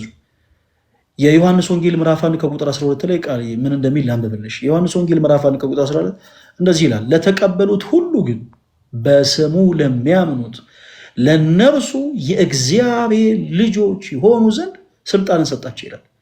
የማን ልጆችን የሆኑ ዘንድ? የእግዚአብሔር ልጆች። ጋይስ የእግዚአብሔር ልጆች ከመሆን የበለጠ ትልቅ ስልጣን የለም። እኛ ማነን? የእግዚአብሔር ልጆች። እናንተ ማናችሁ? የእግዚአብሔር ልጆች። ይሄ ስልጣን ተሰጥቷችኋል። በስሙ ላመናችሁት ለእናንተ በስሙ ያመናችሁ እናንተ ደግሞ መልሳችሁ ራሳችሁን ለዲያብሎስ ባሪያ አድርጋችሁ ልታስገዙ አይገባም። ራሳችሁን ከባዕድ አምልኮ ቦታዎች በምንም ተአምር ቀንበራቸው ስር በፍጹም ልትገቡ አይገባም። ስሁት ወደሆኑ ቦታዎች ወደ ሐሰተኛው ኢየሱስም ጭምር ልትጠሙ አይገባ። ምክንያቱም እናንተ ማናችሁ? የእግዚአብሔር ልጆች ናችሁ። ልክ ዮሐንስ እንዳለው በስሙ ለሚያምኑ ሁሉ የእግዚአብሔር ልጆች የሆኑ ዘንድ ምን ሰጣቸው ይላል? ስልጣን ሰጣቸው። እናንተ ባለስልጣን ናችሁ፣ ባለስልጣኖች ናችሁ ክርስቲያኖች። እነ ኢያሱ በሰማይ ላይ ፀሐይን 5 ዓመት ያቆሙት ባለስልጣን ስለሆኑ፣ የነ ጴጥሮስ የነ ጳውሎስ ጥላ ድውያንን የፈወሰው ባለስልጣን ስለሆኑ ነው። እንዴ በደንብ እናስተውል እንጂ ተወዳጆች። እነ እስጢፋኖስ በድንጋይ የተወገሩ ስለሚወግሯቸው ሰዎች ጸሎትን የጸለዩት ምሕረትን የለመኑት ሰማዕት የሆኑ ስለ ክርስቶስ ስለምን ባለስልጣን ስለሆኑ ነው። እናንተም ደግሞ ባለስልጣኖች ናችሁ። ኦኬ፣ በክርስቶስ ኢየሱስ የምታምኑ ባለስልጣኖች ናቸው። ስለዚህ የአጋንንትን እስራት በክርስቶስ ኢየሱስ በስመ ሥላሴ ቀጥቅጣችሁ ረግጣችሁ መጣል ትችላላችሁ። እና በሆነሽ ነገር ተይዣለሁ ብላችሁ በአንዳች ነገር ተፈትኛለሁ ብላችሁ እምነታችሁን የምትለውጡ ሰዎች፣ ራሳችሁን ለዲያብሎስ ቀንበር የምታስገዙ ሰዎች እባካችሁን በንስሐ ተመለሱ። ቃል በቤታችሁ በጣም ብዙ ነገር አልፈዋል። በጣም ብዙ ፈተናዎች ተፈጥረዋል። ብዙ ነገሮች ሆነዋል። ኦኬ፣ ሰው እንዴት ነው መመለስ ያለብን? ሌላ ተጨማሪ አንድ የመጽሐፍ ቅዱስ ጥቅስ ላንብብልሽ ፕሊስ። እንዴት ነው መመለስ ያለብን ተወዳጆች? እንዲህ አይነቱ ነገር ሲገጥምን እንዴት ነው ወደ ክርስቶስ መመለስ ያለብን? አንድ መንገድ ነው ያለን። አንድ መንገድ በክርስቶስ ምናምን ሆነን ከዛ በኋላ ስውት ወደሆኑ ቦታዎች ሄደን እንዲህ አይነቱ ከባድ የሆነ ነገር በህይወታችን ሲገጥመን ወደ ክርስቶስ ኢየሱስ መመለስ ብንፈልግ እንዴት ነው መመለስ የምንችለው? መመለስ የምንችልበት አንድ መንገድ ብቻ አለ። እሱም ደግሞ ምንድን ነው? ንስሐ። አጭርና አጭር ንስሐ ብቻ። ወይኔ ጌታዬ ወይ ቻርጅ ሰክቼ ለምን ቻርጅ የማያደርገው? ምን አይነት ይሄ ራሱ አንድ አጋንንት ነው ትላላችሁ። እሺ ላምብላችሁ ቃሌ የዮሐንስ ወንጌል ምዕራፍ 14 ከቁጥር 6 ላይ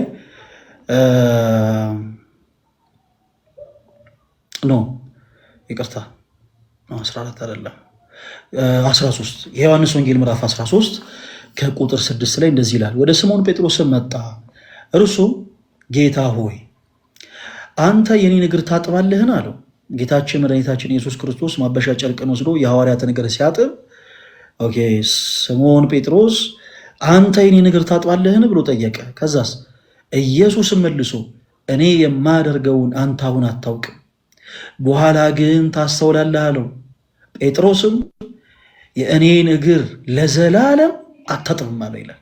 ለዘላለም አትልም አታጥብም ስለ ትሕትና አለ ጴጥሮስ። ኢየሱስም ካላጠብኩህ ከእኔ ጋር እድል የለህም ብሎ መለሰለት። ኦኬ፣ ቃል በሆኑ ስህተቶች ተጉዘሽ ነበረ፣ የሆኑ ችግሮች ተፈጥረው ነበረ።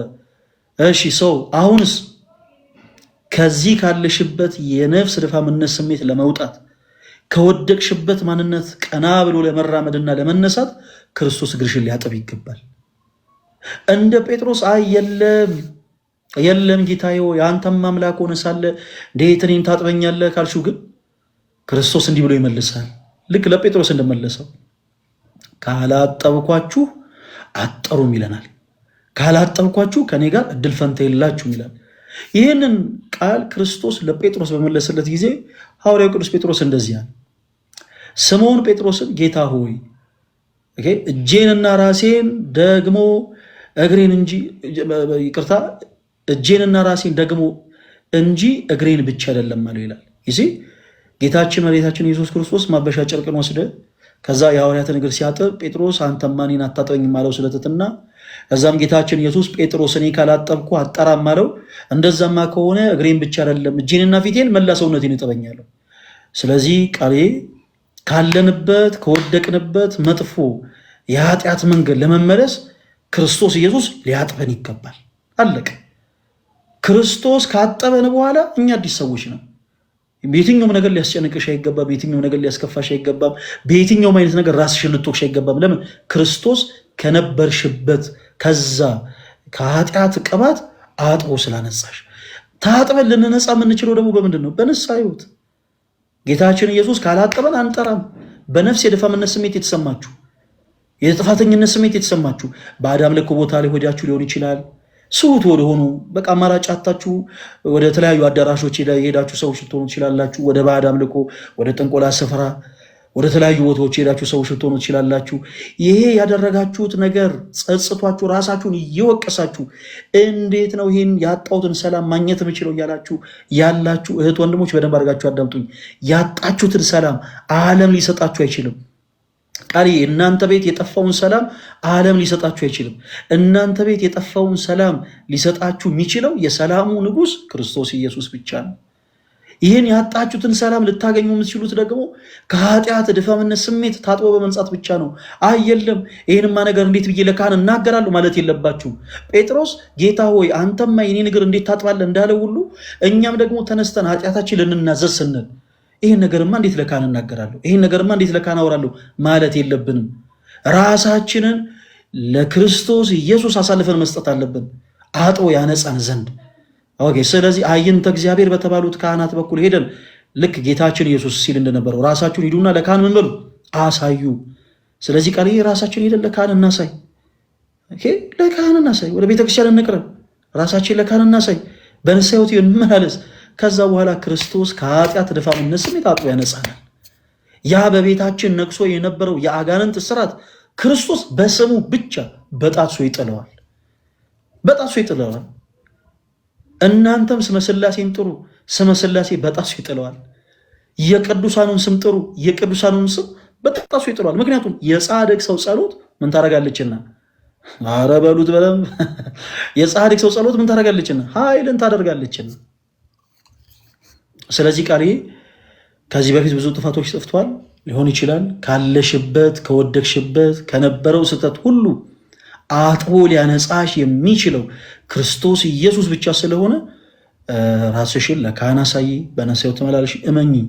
ያኔ ዓለም የነጠቀሽን ሰላም ክርስቶስ ይሰጥሻል። በቤታችሁ የጠፋውን ሰላም ክርስቶስ ይመልሰዋል። ይሄን ብቻ ልናደርግ ይገባል እና ቃል በቻልሽው አቅም በንስሐ ሕይወት ተመላለሽ። ካልሆነ በውስጥ መስመር መልእክት አስቀምጪልንና ባለሽበት አካባቢ ባለሽበት ቦታ ሊቀርብ የሚችሉ ካህንን ለማገናኘት እንሞክራለን። ግን አንዳንድ ጊዜ እኛን የግድ ማስቸገርም የለባችሁም። ባላችሁበት ደብር ቀርባችሁ ንስሐ ገብታችሁ በንስሐ ሕይወት ተመላልሳችሁ ቀኖናችሁን ወስዳችሁ ካላችሁበት የድፋምነት ስሜት ነፃ መውጣት ትችላላችሁ እና ቃል ከዚህ በፊት ብዙ ነገሮች ተፈጥረዋል። ስለዚህ ከዚህ በኋላ እንራመደው እርምጃ የምን ህይወት ይሆናል? የንስሐ ህይወት። እስኪ ቃል የንስሐ ህይወት በይ እስኪ። የንስሐ ህይወት አለቀ። ስለዚህ ከዚህ በፊት ከወደቅንበት ማንነት፣ አንቺ ካጠፋሽው ጥፋት፣ በቤት ውስጥ ከጠፋው ጥፋት፣ ሁላችሁ ጋር ከነበረው ስህተት ሁሉ ከእንደገና ዳግም አጥቦ ሊያነጻን የሚችለው ክርስቶስ ኢየሱስ ነውና ምን አይነትን መንገድ መጓዝ አለብን? ምን አይነትን ህይወት? ቃል ሲደግምሽ በዩ የንስሐን ህይወት መከተል አለብን። አንቺ ጎበዝ ተማሪውንሽ ልጅ። ስለዚህ እንዳትረሺ። ቀጣይ ኔክስት ዊክ አርብ ሁለተኛው ዙር የኦርቶዶክስ የመልካም ወጣት መርሃ ግብራችንም ላይ አንቺንም ጭምር ኤክስፔክት እናደርግ። እስካሁን የቀጠርናት አንዲት እህታችንን ነው። አንቺንም ኤክስፔክት እናደርግሻለን። አንቺም እንዳትቀሪ ያሉትን ነገሮች ከዛ በኋላ ደግሞ እናወራለን። እሺ፣ የተለወጡ ነገሮች፣ የተራመድሻቸውን እርምጃዎች፣ ሁሉን ነገር በደንብ አድርገን እናወራለን። እግዚአብሔር አምላክ ከአንቺ ጋር ይሁን። በቤታችሁ ያለው የአጋንንትን ስርዓት ሁሉ አምላካችን እግዚአብሔር በእውነት በጣሶ ይጣልላችሁ፣ ከአጋንንት ስርዓት ነፃ ያውጣችሁ፣ ከከበዳችሁ ነገር ሁሉ ክርስቶስ ኢየሱስ ሸክማችሁን ያቀልላችሁ፣ ከኃጢአት በስተቀር የልባችሁን ቆጠሮ እርሱ መድህን ዓለም ክርስቶስ ይፍታላችሁ። ቃልዬ በርቺ። እሺ፣ ፈለግ አመሰግናለሁ። ኦኬ፣ እሺ፣ ሰላም እደሪ።